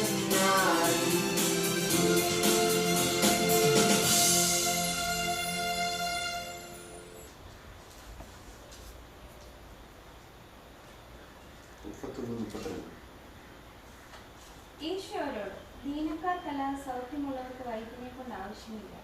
ഞാൻ നീതിമാന്മാരെ അല്ല പാപികളെ എത്ര മാനസാന്തരത്തിന് വിളിപ്പാൻ വന്നിരിക്കുന്നത് എന്ന് ഉത്തരം പറഞ്ഞു. ഈശോയോട് ദീനക്കാർക്കല്ലാതെ സൗഖ്യമുള്ളവർക്ക് വൈദ്യനെ കൊണ്ട് ആവശ്യമില്ല. കർത്താവ് യേശുക്രിസ്തു തൻ്റെ ശിഷ്യന്മാരെ തിരഞ്ഞെടുക്കുന്ന സമയത്ത്, അല്ലെങ്കിൽ തൻ 12 ശിഷ്യന്മാരിൽ ഒരുവനായ ചുങ്കക്കാരനായ മത്തായി അല്ലെങ്കിൽ ലേവി ശിഷ്യനെ തിരഞ്ഞെടുത്തതിന് ശേഷം, ആ ചുങ്കക്കാരനെ മത്തായിയെ തിരഞ്ഞെടുത്തതിന് ശേഷം ചുങ്കക്കാരനെ മത്തായി തൻ്റെ ഭവനത്തിൽ ഒരു വലിയൊരു വിരുന്നൊരുക്കി. ആ വിരുന്നിന് തൻ്റെ കൂടെയുള്ള എല്ലാ ചുങ്കക്കാരെയും തൻ്റെ കൂട്ടുകാരെയും എല്ലാവരെയും ആ വിരുന്നിന് വിളിച്ചു. അവിടെ യേശുവിനെയും മറ്റുള്ള തെരഞ്ഞെടുത്ത ബാക്കിയുള്ള ശിഷ്യന്മാരെയും കൂടെ ഈ ചുങ്കക്കാരനെ മത്തായി ക്ഷണിച്ചു. അവിടെ അവർ മാത്രമല്ല, പരീശന്മാരുമായ അവരും അവിടെ കടന്നു വരാനിടയായി. നമ്മൾ അതിന്റെ 27-ാം വാക്യം വായിച്ചു വരുമ്പോൾ കുറച്ചും കൂടെ ആ ഭാഗം കുറച്ചും കൂടെ വ്യക്തമാകും. അതിനുശേഷം അവൻ പുറപ്പെട്ടു. ലേവി എന്നു പേരുള്ള ചുങ്കക്കാരൻ ചുങ്കസ്ഥലത്തിരിക്കുന്നത് കണ്ടു. എന്നെ അനുഗമിക്ക എന്ന് അവനോട് പറഞ്ഞു. അവൻ സകലവും വിട്ട് എഴുന്നേറ്റ് അവനെ അനുഗമിച്ചു. ലേവി തന്റെ വീട്ടിൽ അവന് ഒരു വലിയ അത്താഴം ഒരുക്കി. ചുങ്കക്കാരും മറ്റും വലിയൊരു പുരുഷാരൻ അവരോടുകൂടെ പന്തിയിലിരുന്നു. പരീശന്മാരും അവരുടെ ശാസ്ത്രിമാരും അവന്റെ ശിഷ്യന്മാരോട്, നിങ്ങൾ ചുങ്കക്കാരോടും പാപികളോടും കൂടെ തിന്നു കുടിക്കുന്നത് എന്ത് എന്ന് പറഞ്ഞു യേശുക്രിസ്തുവിനെയും തന്റെ ശിഷ്യന്മാരെയും പരീശന്മാരെയും ചുങ്കക്കാരെയും എല്ലാവരെയും ഈ ചുങ്കക്കാരനായ മത്തായി അല്ലെങ്കിൽ ലേവി അവിടെ കർത്താവിന്റെ ശിഷ്യന്മാരെ എല്ലാവരെയും വിളിച്ച കൂട്ടത്തിൽ ഇവരെയും എല്ലാവരെയും വിളിച്ചിരുന്നു ഈ ഒരു വിരുന്ന്. അപ്പൊ ആ വിരുന്ന് ചെറിയൊരു വിരുന്നല്ല. നമ്മൾ ആ വിരുന്നിനെ കുറിച്ച് തന്നെ അവിടെ വ്യക്തമാക്കി പറയുന്നു. 29-ാം വാക്യം, ലേവി തന്റെ വീട്ടിൽ അവന് ഒരു വലിയ വിരുന്നൊരുക്കി. ഒരു വലിയ വിരുന്നൊരുക്കണമെങ്കിൽ ഒരു സാധാരണക്കാരന് സാധിക്കുന്ന ആ കാലഘട്ടത്തിൽ ചെയ്യാൻ പറ്റുന്ന ഒരു സംഭവമല്ല. ആ കാലഘട്ടത്തിൽ അത്രയും വലിയ വിരുന്ന് ഇത്രയും പേർക്ക് വേണ്ടി ഒരു അവന്റെ ഒരു സാധാരണ രീതിയിൽ ചിന്തിക്കുകയാണെങ്കിൽ സാധാരണക്കാരന് ചെയ്യാൻ പറ്റുന്നതല്ല. അത്രയും വലിയൊരു ആൾക്കാരെ വെറുതെ വിളിച്ച് വിരുന്നിന് വിളിക്കുമ്പോൾ അവൻ പഴയ ജോലി ചെയ്തുകൊണ്ടിരുന്നു. അവൻ പഴയ കാലത്തിൽ ഒരു ചുങ്കക്കാരനായിരുന്നു. എന്ന് വെച്ച് കഴിഞ്ഞാൽ ടാക്സ് കളക്ടർ, എല്ലാം പിരിവ് എടുത്ത് എല്ലാം ആക്കുന്നവരായിരുന്നു, ഒരു ഉദ്യോഗസ്ഥനായിരുന്നു. അങ്ങനെയുള്ളവന് അവന് സമ്പത്തിന് ഒരു കുറവുമില്ലാത്തൊരു വ്യക്തി ആയിരിക്കണം, അല്ലെങ്കിൽ ഇത്രയും വലിയൊരു വിരുന്ന് അവന് ഒരുക്കാൻ പറ്റുകയില്ല. എന്നാൽ കർത്താവ് അവനെ വിളിച്ച് വേർതിരിച്ചതിന് ശേഷം അവൻ പിന്നെ ആ ചുങ്കപ്പണിക്ക് പോയില്ല. കാരണം അതാണ് 28-ാം വാക്യത്തിൽ ഇരിക്കുന്നത്, അവൻ സകലവും വിട്ടെഴുന്നേറ്റ് അവനെ അനുഗമിച്ചു. പിന്നെ അവൻ ആ പണിക്ക് പോയിട്ടില്ല. കർത്താവ് വിളിച്ച് വേർതിരിച്ചപ്പോൾ അവൻ ആ പണി ചെയ്യാതെ അവൻ ആ പണി നിർത്തി അവൻ കർത്താവിൻ്റെ കൂടെ വരാനിടയായി. എന്നാൽ കർത്താവിൻ്റെ കൂടെ വന്നപ്പോൾ ആ പണി ചെയ്തില്ലെങ്കിലും അവൻ്റെ വീട്ടിലൊരുക്കിയ ഭക്ഷണത്തിന് അവൻ്റെ കൂട്ടു സഹോദരന്മാരെല്ലാവരും, അല്ലെങ്കിൽ കൂട്ടുകാരെന്ന് പറയുന്നത് ഈ ആ ജോലി ചെയ്യുന്ന ഒരു വ്യക്തിക്ക് സ്വന്തമായി അവൻ്റെ കൂടെ ഉള്ള കൂട്ടുകാരെന്ന് പറയുമ്പോൾ ജോലി ചെയ്തവരുണ്ടാവും. അപ്പോൾ ആ കൂട്ടത്തിലുള്ള ചുങ്കക്കാരെയും അവൻ ആ ഭക്ഷണത്തിന് വിളിച്ചു, അല്ലെങ്കിൽ ആ ഒരു വിരുന്നിന് വിളിച്ചു. അപ്പോൾ ആ വിരുന്നിന് കർത്താവ് യേശുക്രിസ്തുവും തൻ്റെ തെരഞ്ഞെടുത്ത ബാക്കിയുള്ള ശിഷ്യന്മാരും ഈ ചുങ്കക്കാരുടെ കൂടെ ചുങ്കക്കാരായ കൂട്ടുകാരും എല്ലാവരും ഈ ഒരു വിരുന്നിന് വന്നിട്ടുണ്ട്. ആ വിരുന്നിന് ഈ പറഞ്ഞ കണക്ക് പരീശന്മാരും അവിടെ വന്നു. എന്നാൽ കർത്താവ് യേശുക്രിസ്തു ഭക്ഷണത്തിലിരിക്കുമ്പോൾ എല്ലാവരുടെയും ശ്രദ്ധ ഈ ചുങ്കക്കാരിൽ അല്ല. കർത്താവ് യേശുക്രിസ്തു ഇരിക്കുന്നത് ഈ ചുങ്കക്കാരോട് എന്ന് വെച്ച് കഴിഞ്ഞാൽ കുറച്ചും കൂടെ വ്യക്തമാക്കി വചനം പറയണമെങ്കിൽ, ജനത്തിൻ്റെ ഇടയിൽ ഈ ചുങ്കക്കാർ പാപികളാണ്. ഈ ടാക്സ് കളക്ട് ചെയ്യണമെന്ന് വെച്ചാൽ എളുപ്പമല്ല. അവരുടെ നിന്ന് പിടിച്ചും പറിച്ചും ഒക്കെയാണ് മേടിക്കുന്നത്. അപ്പോൾ അവരുടെ രീതിയിൽ, മനുഷ്യരുടെ രീതിയിൽ ചിന്തിക്കുമ്പോൾ അവരൊരു പാപികളെന്ന രീതിയിലാണ് മറ്റുള്ളവർ കണക്കൂട്ടുന്നത്. അതുകൊണ്ട് ഈ ചുങ്കക്കാരുടെ ഇടയിൽ കർത്താവ് യേശുക്രിസ്തുവും വന്നിരിക്കുന്നു, തൻ്റെ ശിഷ്യന്മാരും വന്നിരിക്കുന്നു, ചുങ്കക്കാരും വന്നിരിക്കുന്നു. ഇത് കണ്ടുകൊണ്ടിരിക്കുന്ന പരീശന്മാര് യേശുവിൻ്റെ ബാക്കിയുള്ള ശിഷ്യന്മാരോട് വിളിച്ചിട്ട് ചോദിക്കുകയാണ്, നിങ്ങളുടെ ഗുരു എന്ന് പറയുന്നത് ഈ ചുങ്കക്കാരോടും പാപികളോടും ആണല്ലോ ഇരിക്കുന്നത്. അപ്പൊ അതെന്തൊരു പരിപാടിയാ? കാര്യം നിങ്ങൾ ഭയങ്കര പ്യൂറാന്നൊക്കെ പറഞ്ഞിട്ടിരിക്കുന്ന ആൾക്കാരെ എന്തുകൊണ്ടാണ് ഈ പാപികളോട് പോയിരിക്കുന്നത്? പാപികൾ, ഈ ചുങ്കക്കാരെന്ന് പറയുന്നത് പാപികളോട് പോയിരിക്കുക. ചുങ്കക്കാർ പാപികളാണോ, ചുങ്കക്കാരാണോ പാപികളല്ല, ചുങ്കക്കാരുടെ കൂടെ ഉള്ളവരാണോ പാപികളെന്ന് വ്യക്തമാക്കി മനസ്സിലാക്കാൻ കർത്താവ് വേറൊരു ഭാഗത്തിൽ ഈ ഭാഗം തന്നെ കുറച്ചുകൂടെ എക്സ്പ്ലെയിൻ ചെയ്യുന്നു. എന്ന് വെച്ച് കഴിഞ്ഞാൽ നമ്മൾ ഇതിനു മുമ്പ് സംസാരിച്ചൊരു ഭാഗമാണ്, ഒരു ചുങ്കക്കാരനും പരീശനും പ്രാർത്ഥിക്കാൻ പോയി. ആ ചുങ്കക്കാരനോ പ്രാർത്ഥിക്കുന്ന സമയത്ത് അവന്റെ പാപത്തെക്കുറിച്ച് തന്നെയാണ് അവൻ സംസാരിച്ചുകൊണ്ടിരുന്നത്. കർത്താവിനോട് നീതി കിട്ടാൻ വേണ്ടി പ്രാർത്ഥിച്ചു. എന്നാൽ പരീശനായവൻ പ്രാർത്ഥിക്കാൻ പോയത് രീതിയോ, ഈ ചുങ്കക്കാരനെ പോലത്തെ ഒരു പാപിയല്ല ഞാൻ എന്ന് വെച്ച് കഴിഞ്ഞാൽ കുറച്ചും കൂടെ വ്യക്തം, ചുങ്കക്കാർ പാപി എന്ന് മറ്റുള്ളവർ പറയത്തക്ക രീതിയിൽ ഈ പരീശന്മാരുടെ കണ്ണിൽ ഇവരൊരു പാപികളാണ്. എന്നാൽ കർത്താവ് ഇവിടെ ഈ ഭാഗം വായിച്ചു വരുമ്പോൾ വ്യക്തമാക്കി ഒരു കാര്യം പറഞ്ഞ് മനസ്സിലാക്കുന്നുണ്ട്. എന്താണ് പറയുന്നത്? ആ 29-ാം വാക്യം ഒന്നുകൂടി വായിക്കാം. ലേവി തന്റെ വീട്ടിലാണ് ഒരു വലിയ വിരുന്നൊരുക്കി. ചുങ്കക്കാരും മറ്റും വലിയൊരു പുരുഷാരം അവനോടുകൂടെ പന്തിയിലിരുന്നു. പരീശന്മാരും അവരുടെ ശാസ്ത്രിമാരും അവന്റെ ശിഷ്യന്മാരോട്, നിങ്ങൾ ചുങ്കക്കാരോടും പാപികളോടും കൂടെ തിന്നു കുടിക്കുന്നത് എന്താ എന്ന് പറഞ്ഞു തീർപ്പെടുത്തി. ഈ വ്യക്തികൾ, പരീശന്മാരും ശാസ്ത്രിമാരും ശിഷ്യന്മാരോട് ചോദിക്കുകയെ, നിന്റെ ഗുരു നിങ്ങളും ഈ ചുങ്കക്കാരോടും പാപികളോടും കൂടെ ഇരുന്ന് ഭക്ഷിക്കുന്നത് എന്താ എന്ന് വെച്ച് ഞാനിങ്ങനെ കുറച്ചു മുമ്പ് വ്യക്തമാക്കി പറഞ്ഞത്, ഈ ചുങ്കക്കാരെ തന്നെയാണ് ഈ പാപികളായിട്ട് പരീശന്മാരും ശാസ്ത്രിമാരും കൂടെ പറയുന്നത്. അതുകൊണ്ട് ഞാൻ മറ്റേ കർത്താവ് വ്യക്തമാക്കി വേറൊരു ഉദാഹരണത്തിൽ കൂടെ പറഞ്ഞ കാര്യങ്ങൾ വ്യക്തമാക്കി മനസ്സിലായി. ഈ പരീശന്മാരെ ശാസ്ത്രിമാരും ഈ ചുങ്കക്കാരെ തന്നെയാണ് പറയുന്നത് ഇവർ പാപികളാണ്. എന്നാൽ ഇവർ പാപികളാണെന്ന് പറയാൻ വേണ്ടി ഈ പരീശന്മാർക്ക് പറയാൻ എന്ത് ന്യായമുണ്ടെന്നാണ് ഇവിടെ നമുക്ക് മനസ്സിലാക്കേണ്ടത്. കാരണം കർത്താവ് ആ ഭാഗം കുറച്ചും കൂടെ വ്യക്തമാക്കി മനസ്സിലാക്കി തരുന്നുണ്ട്. ഈ ഭാഗം താഴത്തേക്ക് വായിച്ചു വരുമ്പോൾ കർത്താവ് ഈ ഭാഗം കേട്ടു. ഇവർ ഈ പറയുന്നത് തൻ്റെ ശിഷ്യന്മാരോട് പറയുന്ന കാര്യം യേശു കേട്ടു. യേശു കേട്ടതിന് ശേഷം മറുപടി ശിഷ്യന്മാരല്ല പറഞ്ഞത്, കർത്താവാണ് അതിന് മറുപടി കൊടുത്തത്. കർത്താവിനോട് ചോദിക്കാൻ മടിച്ചിട്ട് തൻ്റെ ശിഷ്യന്മാരോട് ചോദിക്കുക, നിങ്ങളും നിങ്ങളുടെ ഗുരുവും ഈ പാപികളോട് വന്നിരുന്നതിന് ഭക്ഷണം കഴിക്കേണ്ട വല്ല കാര്യമുണ്ടോ? കാരണം പാപിയായ ഒരു വ്യക്തിയായ ചുങ്കക്കാരനെ കർത്താവ് തിരഞ്ഞെടുത്തു, അവനോട് കൂടെ കടന്നു പോവുകയാണ്. എന്നാൽ ഈ ചുങ്കക്കാരനോ, അവൻ പഴയ കൂട്ടുകാരെ എല്ലാവരെയും വിളിച്ചിട്ട് ആ വിരുന്നിരുത്തിയിരിക്കുകയാണ്. അവൻ്റെ ലക്ഷ്യം വേറെയാണ്. ഇതാണ് നമ്മൾ ഈ ചിന്തിക്കേണ്ടത്. നമ്മളെ വേർതിരിച്ച് കർത്താവ് നമ്മളെ ഈ പാപത്തിൽ നിന്ന് വേർതിരിച്ചിട്ടുണ്ടെങ്കിൽ നമ്മൾ എപ്പോഴും അറിഞ്ഞിരിക്കേണ്ട ഒരു കാര്യമാണ്, നമ്മൾ ഏത് സമുദായത്തിലാണെങ്കിലും ദൈവത്തെ അറിയാതെ നമ്മൾ നടന്നപ്പോൾ ദൈവത്തെ അറിയാത്തവരെ നമ്മൾ കർത്താവ് ഉള്ളിടത്തേക്ക് വിളിച്ചുകൊണ്ട് വരും. ഇവിടെ ചുങ്കക്കാരനെ മത്തായി ഇത് തന്നെ കണ്ട കർത്താവിനെ വിളിച്ചെടുത്ത് തൻ്റെ സുവിശേഷം അറിയിക്കുന്നതിനെക്കാട്ടും നമുക്ക് ചിലപ്പോൾ സംഭവിക്കാൻ പറ്റുന്നില്ല. ഇവിടെ ഈ ചുങ്കക്കാരനെ മത്തായും ചെയ്തത് തന്നെ തൻ്റെ ശിഷ്യനായി തിരഞ്ഞെടുത്ത് കർത്താവിനെ കൂടെ അനുഗമിക്കുമ്പോൾ ആ വിരുന്നിന് തൻ്റെ കൂട്ടു സഹോദരന്മാരായിരുന്നു ജോലി ചെയ്തിരുന്ന ഈ പാപികളെന്ന് മറ്റുള്ളവർ പറയുന്ന ചുങ്കക്കാരെ അവരെയും കൂടി വിരുന്നിന് വിളിച്ച് എന്ന് വെച്ച് കഴിഞ്ഞാൽ കർത്താവ് ഉള്ളിടത്തേക്ക് അവരെയും കൂടെ വിളിച്ചു എന്ന് വെച്ച് കഴിഞ്ഞാൽ കർത്താവിൻ്റെ സാന്നിധ്യവും കർത്താവിനെ കുറിച്ച് അറിയാനും കർത്താവ് പറയുന്ന വാക്കുകൾ ഇവർ കേൾക്കണം. എന്നെക്കൊണ്ട് പറയാൻ പറ്റിയില്ലെങ്കിൽ അല്ലെങ്കിൽ മത്തായിനെ കൊണ്ട് സംസാരിക്കാൻ പറ്റിയില്ലെങ്കിലും കർത്താവിൽ നിന്ന് വരുന്ന വാക്കുകളും വചനങ്ങളും ഇവർക്ക് കേൾക്കാൻ ഇങ്ങനൊരു അവസരം കിട്ടും. അതിന് ഏറ്റവും പറ്റുന്ന ഒരു പരിപാടി എല്ലാവരെയും കൂടെ ഒരു ദിവസം വിരുന്നിന് വിളിക്കുക. ഇങ്ങനെ വിളിക്കുകയാണെങ്കിൽ ഈ പരീശന്മാരും ഉണ്ട്, എൻ്റെ കൂട്ടു സഹോദരന്മാരായ പാപികളെന്ന് മറ്റുള്ളവർ പറയുന്ന ഇവരെയും കൂടെ ഈ വിരുന്നിന് വിളിച്ചപ്പോൾ കർത്താവിൽ നിന്ന് എന്തെങ്കിലും വായി നിന്ന് വരും. കർത്താവിൻ്റെ ബാക്കിയുള്ള ശിഷ്യന്മാരും കൂടെ പറയുമ്പോൾ കർത്താവിൽ നിന്ന് എന്തെങ്കിലും വരുമ്പോൾ ഇവർക്കും കൂടെ കർത്താവിൻ്റെ വാക്കുകൾ വചനങ്ങൾ കേൾക്കാൻ ഇടയാകും. ഈ ഒരു വാഞ്ചയോടാണ് മത്തായി അല്ലെങ്കിൽ ലേവി ഈ ഒരു വിരുന്നിന് വിളിച്ചിരിക്കുന്നത്. അപ്പോൾ അതിനൊരു ലക്ഷ്യമുണ്ട്. ആ ഒരു ലക്ഷ്യമാണ് ഇവിടെ ചുങ്കക്കാരനെ മത്തായി ഇവരെയും വിളിച്ചിരിക്കുന്നത്. എന്നാൽ പരീശന്മാരുടെ കണ്ണിൽ നോക്കുമ്പോൾ ഈ ഗുരുവിനെ നിങ്ങൾ വിളിച്ചുകൊണ്ട് വന്നിരിക്കുന്നത് പാപികളോടും ചുങ്കക്കാരായ പാപികളോട് ഇരുന്ന് ഭക്ഷണം കഴിക്കാനാണോ? ഇതെന്തൊരു ന്യായമാണ്? ഇതെന്തൊരു വിഡിത്തരമാണ് നിങ്ങൾ കാണിക്കുന്നത്? ഇങ്ങനെയാണോ, ഇവരെയാണോ നിനക്ക് വേണ്ടത്? ഇവരെ കൂടെ ഇരുന്നാണോ ഭക്ഷണം കഴിക്കേണ്ടത് എന്നൊരു ചിന്താഗതി ഒരു പരീക്ഷന്മാരും ശാസ്ത്രിമാരും പറഞ്ഞപ്പോൾ, കർത്താവിന്റെ ശിഷ്യന്മാരോട് പറഞ്ഞപ്പോൾ, അതിന് ശിഷ്യന്മാർ മറുപടി പറയാതെ കർത്താവിന്റെ വായിൽ നിന്ന് തന്നെ ആ വചനമാണ് പുറപ്പെടുകയാണ്. ഈ വചനം പരീക്ഷന്മാർക്ക് മാത്രമല്ല, അവിടെ ഇരിക്കുന്ന ചുങ്കക്കാരായ തന്റെ കൂട്ടു സഹോദരന്മാർക്കും കൂടെ കേൾക്കാൻ വേണ്ടിയാണ്. കർത്താവ് വ്യക്തമാക്കി അതിന് മറുപടി അവിടെ പറയുന്ന ഒരു ഭാഗമാണ് നമ്മൾ വായിക്കുന്നത്. യേശു അവരോട്, ദീനക്കാർക്കല്ലാതെ സൗഖ്യമുള്ളവർക്ക് വൈദ്യനെ കൊണ്ട് ആവശ്യമില്ല. ആ വചനത്തിൽ ഒരുപാട് ആഴം അതിന്റെ പുറകിൽ കിടക്കുന്നുണ്ട്. കർത്താവ് ആ പറയുന്നത്, ഒരിക്കലും ഒരു ആരോഗ്യമുള്ള വ്യക്തിക്ക് ഒരു ആശുപത്രിയിൽ പോകേണ്ട കാര്യമില്ല, ഡോക്ടറെ കാണേണ്ട കാര്യമില്ല. എന്നാൽ ആരോഗ്യമില്ലാത്തവനോ അല്ലെങ്കിൽ അസുഖമായിട്ടിരിക്കുന്നവനോ രോഗിയായിരിക്കുന്ന വ്യക്തികൾ മാത്രമേ ആശുപത്രിയിൽ കടന്നു പോവുകയോ അല്ലെങ്കിൽ ഒരു ഡോക്ടറെ കാണാനിടയുള്ളൂ. അങ്ങനെയാണെങ്കിൽ വ്യക്തമാക്കി പറയുന്നത്, ഈ ഒരു ഡോക്ടറെ കാണണമെങ്കിൽ നമ്മുടെ രീതിയിൽ പറയുകയാണെങ്കിൽ ഒരു രോഗിയായിരിക്കണം. രോഗിയല്ലാത്തവൻ ഒരിക്കലും ഒരു ഡോക്ടറെ കാണുകയോ ആശുപത്രിയിൽ പോവുകയോ ഇടയില്ല. ഇവിടെ രോഗം ഉള്ളവർ ഉണ്ട്, അല്ലെങ്കിൽ അസുഖമുള്ളവരുണ്ട്. അവർക്ക് മാത്രമേ ദീനക്കാരെ കാണാൻ സാധിക്കുകയുള്ളൂ.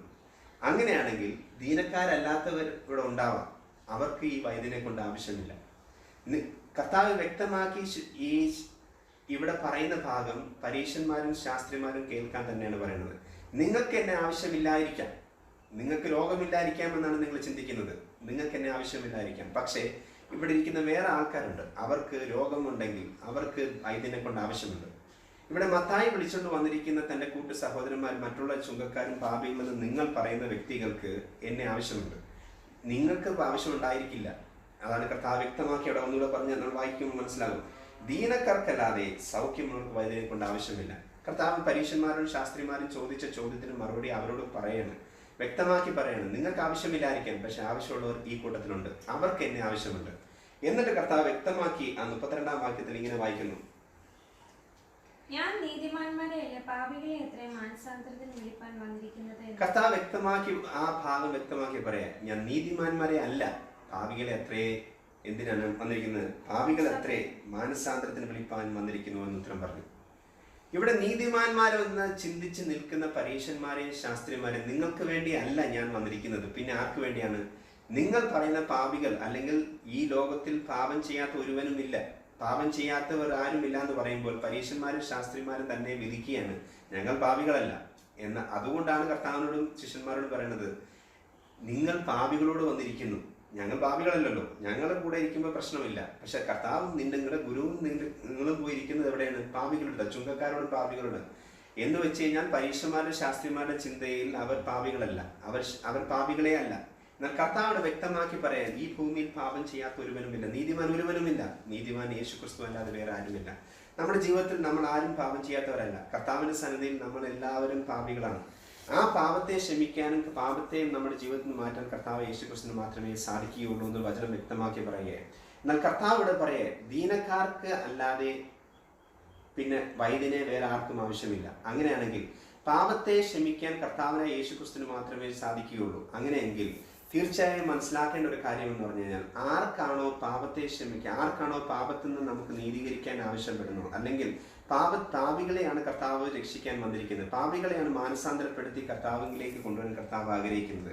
ഈ കൂട്ടത്തിൽ 2 കൂട്ടരുണ്ട്. ഒന്ന് നീതിമാന്മാരെന്ന് പറഞ്ഞിരിക്കുന്ന നടിച്ചിരിക്കുന്നവരുണ്ട്, എന്നാൽ പാപികളായിട്ടിരിക്കുന്ന മറ്റുള്ളവരുടെ കണ്ണിലും നടിച്ചിരിക്കുന്നവർ ആൾക്കാരുണ്ട്. മറ്റുള്ളവരുടെ കണ്ണിൽ ഇവർ പാപികളാ, ചുങ്കക്കാരെല്ലാവരും. പക്ഷേ കുറച്ച് ഭാഗം കൊണ്ട് ചിന്തിക്കുന്നവരുണ്ട്, എന്താണ്, ഞാൻ പാപം ചെയ്തിട്ടില്ല, ഞങ്ങൾ നീതിമാന്മാരാണ്, അവിടെ ഞങ്ങൾക്ക് എന്തിനാ, പാപം ചെയ്യാത്തവരായിട്ട് ഞങ്ങൾക്ക് ഒരു പ്രശ്നവുമില്ല എന്ന് ചിന്തിക്കുന്നവരടുത്ത് കർത്താവ് പറയും, നിങ്ങൾക്ക് ആവശ്യമില്ല ദൈവത്തെ, അല്ലെങ്കിൽ നിങ്ങൾക്ക് കർത്താവിനെ ആവശ്യമില്ല.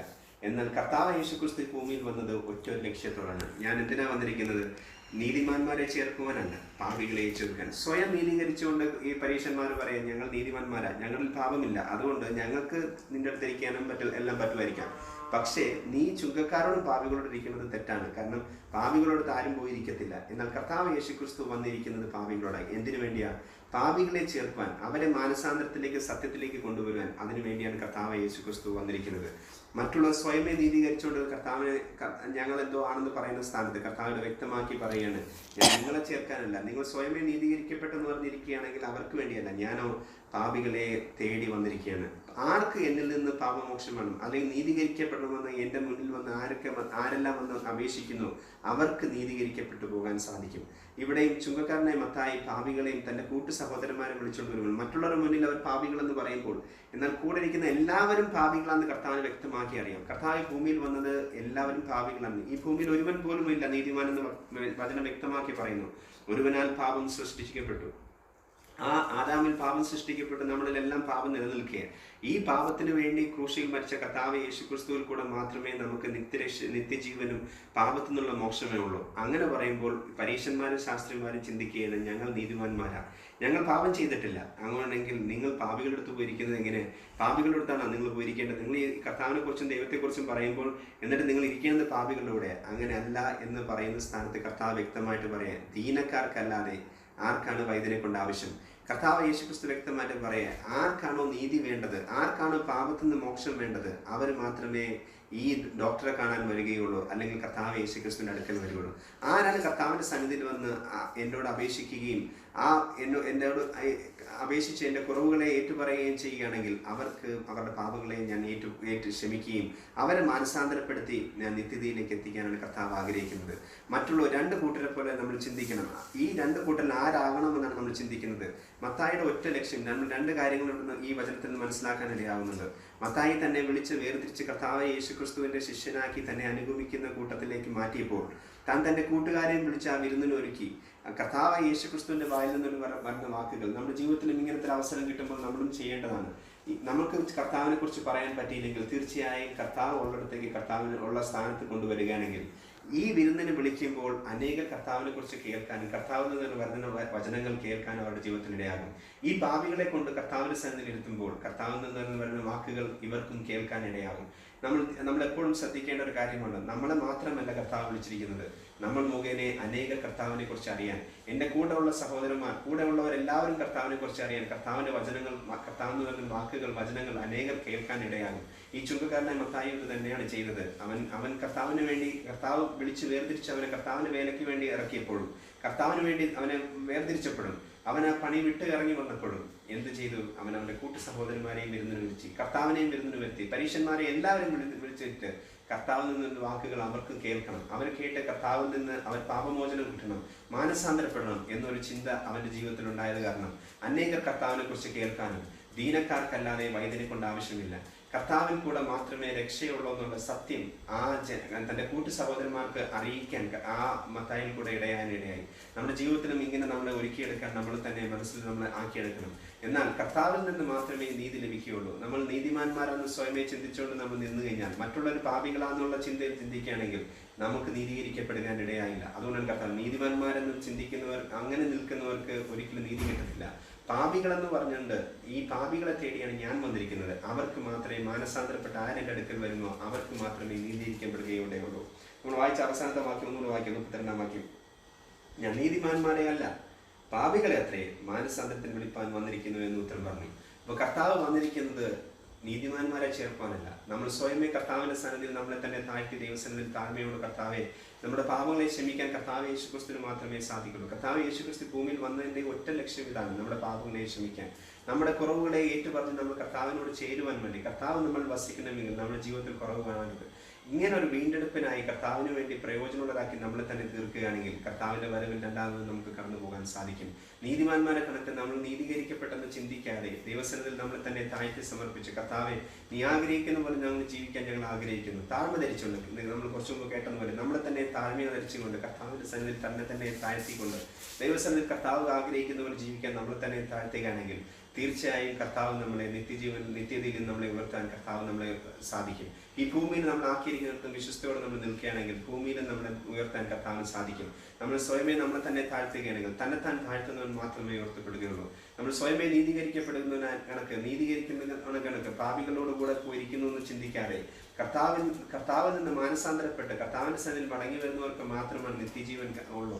ആ നീതീകരിക്കപ്പെട്ട പോലെ നമ്മൾ ആകാൻ നമ്മൾ തന്നെ ഒരുക്കിയെടുക്കാം. ദൈവം നമ്മെ അനുഗ്രഹിക്കുമാറാകട്ടെ.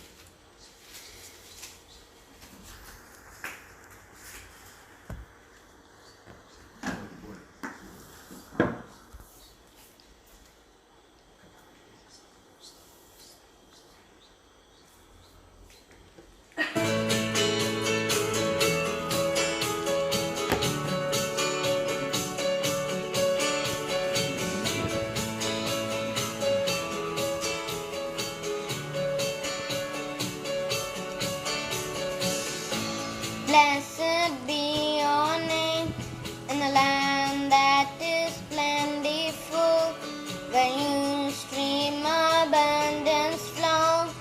Blessed be your name. Blessed be your name when I fall in the desert place. Do I walk through the wilderness? Blessed be your name. Every blessing you pour out, I'll turn back to praise. When the darkness closes in, Lord, still I will say, blessed be the name of the Lord. Blessed be your name. Blessed be the name of the Lord. Blessed be your glorious name. Blessed be your name. Blessed be your name. When the sun's shining down on me, when the world's all as it should be. Blessed be your name. Blessed be your name. On the road marked with suffering, today's pain in the offering. Blessed be your name. Every blessing you pour out, I'll turn back to praise. When the darkness closes in, Lord, still I will say, blessed be the name of the Lord. Blessed be your name. Blessed be the name of the Lord.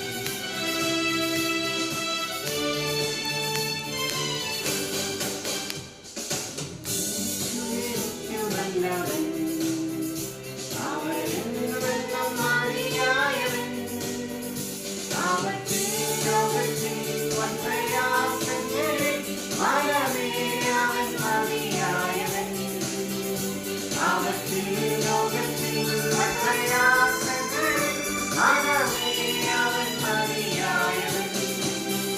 Calvary മലമേൽ കയറി മുൾമുടി ശിരസിൽ വഹിച്ചു.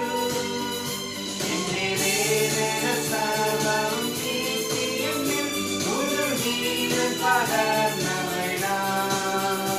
എന്റെ വേദന സർവ്വവും നീക്കി എന്നിൽ പുതുജീവൻ പകർന്നവനാ. എന്റെ യേശു എനിക്കു നല്ലവൻ, അവനെന്നുമെന്നും മതിയായവൻ. ആപത്തിൽ ലോകത്തിൽ പ്രയാസങ്ങളിൽ മനമേ അവൻ മതിയായവൻ. ആപത്തിൽ ലോകത്തിൽ പ്രയാസങ്ങളിൽ മനമേ അവൻ മതിയായവൻ. അവനാദ്യനും അന്ത്യനുമേ ദിവ്യ സ്നേഹത്തിനുറവിടമേ. പതിനായിരത്തിൻ അതിശ്രേഷ്ഠനവൻ, തുല്യനാം വന്ദ്യനാം നായകൻ. പതിനായിരത്തിൻ അതിശ്രേഷ്ഠനവൻ, തുല്യനാം വന്ദ്യനാം നായകൻ. എന്റെ യേശു എനിക്കു നല്ലവൻ, അവനെന്നുമെന്നും മതിയായവൻ. ആപത്തിൽ ലോകത്തിൽ പ്രയാസങ്ങളിൽ മനമേ അവൻ മതിയായവൻ. ആപത്തിൽ ലോകത്തിൽ പ്രയാസങ്ങളിൽ മനമേ അവൻ മതിയായവൻ. മരുഭൂയാത്രയാധികാരിണം പ്രതികൂലങ്ങളാണു നിമിഷം. പകൽ മേഘസ്തംഭം രാത്രിയാൽ ത്രിതുണ എന്നെ അനുദിനം വഴി നടത്തും. പകൽ മേഘസ്തംഭം രാത്രിയാൽ ത്രിതുണ എന്നെ അനുദിനം വഴി നടത്തും. എന്റെ യേശു എനിക്കു നല്ലവൻ, അവനെന്നുമെന്നും മതിയായവൻ. ആപത്തിൽ ലോകത്തിൽ പ്രയാസങ്ങളിൽ മനമേ അവൻ മതിയായവൻ. ആപത്തിൽ ലോകത്തിൽ പ്രയാസങ്ങളിൽ മനമേ അവൻ മതിയായവൻ. എന്റെ ക്ലേശമെല്ലാം നീങ്ങിപ്പോ, കണ്ണുനീരെല്ലാം തുടച്ചിടുമേ. അവൻ രാജാവായി വാനിൽ വെളിപ്പെടുമ്പോൾ ഞാൻ അവനിടം പറന്നുയരും. അവൻ രാജാവായി വാനിൽ വെളിപ്പെടുമ്പോൾ ഞാൻ അവനിടം പറന്നുയരും. എന്റെ യേശു എനിക്കു നല്ലവൻ, അവനെന്നുമെന്നും മതിയായവൻ. ആപത്തിൽ ലോകത്തിൽ പ്രയാസങ്ങളിൽ മനമേ അവൻ മതിയായവൻ. ആപത്തിൽ ലോകത്തിൽ പ്രയാസങ്ങളിൽ മനമേ അവൻ മതിയായവൻ.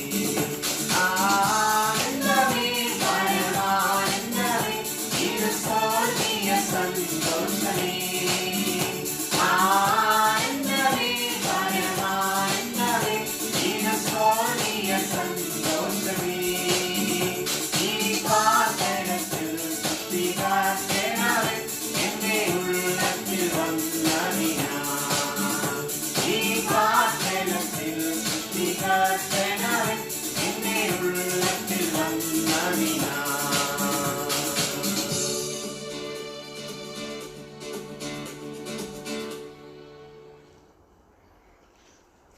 സ്വർഗത്തിൽ ഉയർന്നു പൊങ്ങിയിരിക്കുന്ന സിംഹാസനത്തിലിരിക്കുന്ന നമ്മുടെ ദൈവത്തിൻ്റെ സ്നേഹവും ഇപ്പോഴും നമുക്ക് വേണ്ടി മധ്യസ്ഥ വഹിച്ചുകൊണ്ടിരിക്കുന്ന നമ്മുടെ കർത്താവിൻ്റെ കൃപയും അന്ന് വാക്ക് പറഞ്ഞ പ്രകാരം ഇപ്പോഴും നമ്മുടെ കൂടെ വസിച്ചുകൊണ്ടിരിക്കുന്ന പരിശുദ്ധാത്മാവിൻ്റെ സഹവാസവും നമ്മളെ പ്രാർത്ഥിച്ച എല്ലാ വിഷയത്തിന്മേലും നമ്മുടെ 9 പേരുടെ മേലും ഇന്നും എന്നും എപ്പോഴും ഉണ്ടായിരിക്കുമാറാകണമേ. നമുക്ക് ഇന്നത്തെ ദിവസം ജയം തന്ന ദൈവത്തിന് സ്തുതിക്കാമല്ലോ. ഹല്ലേലൂയ, ഹല്ലേലൂയ, ആമേൻ.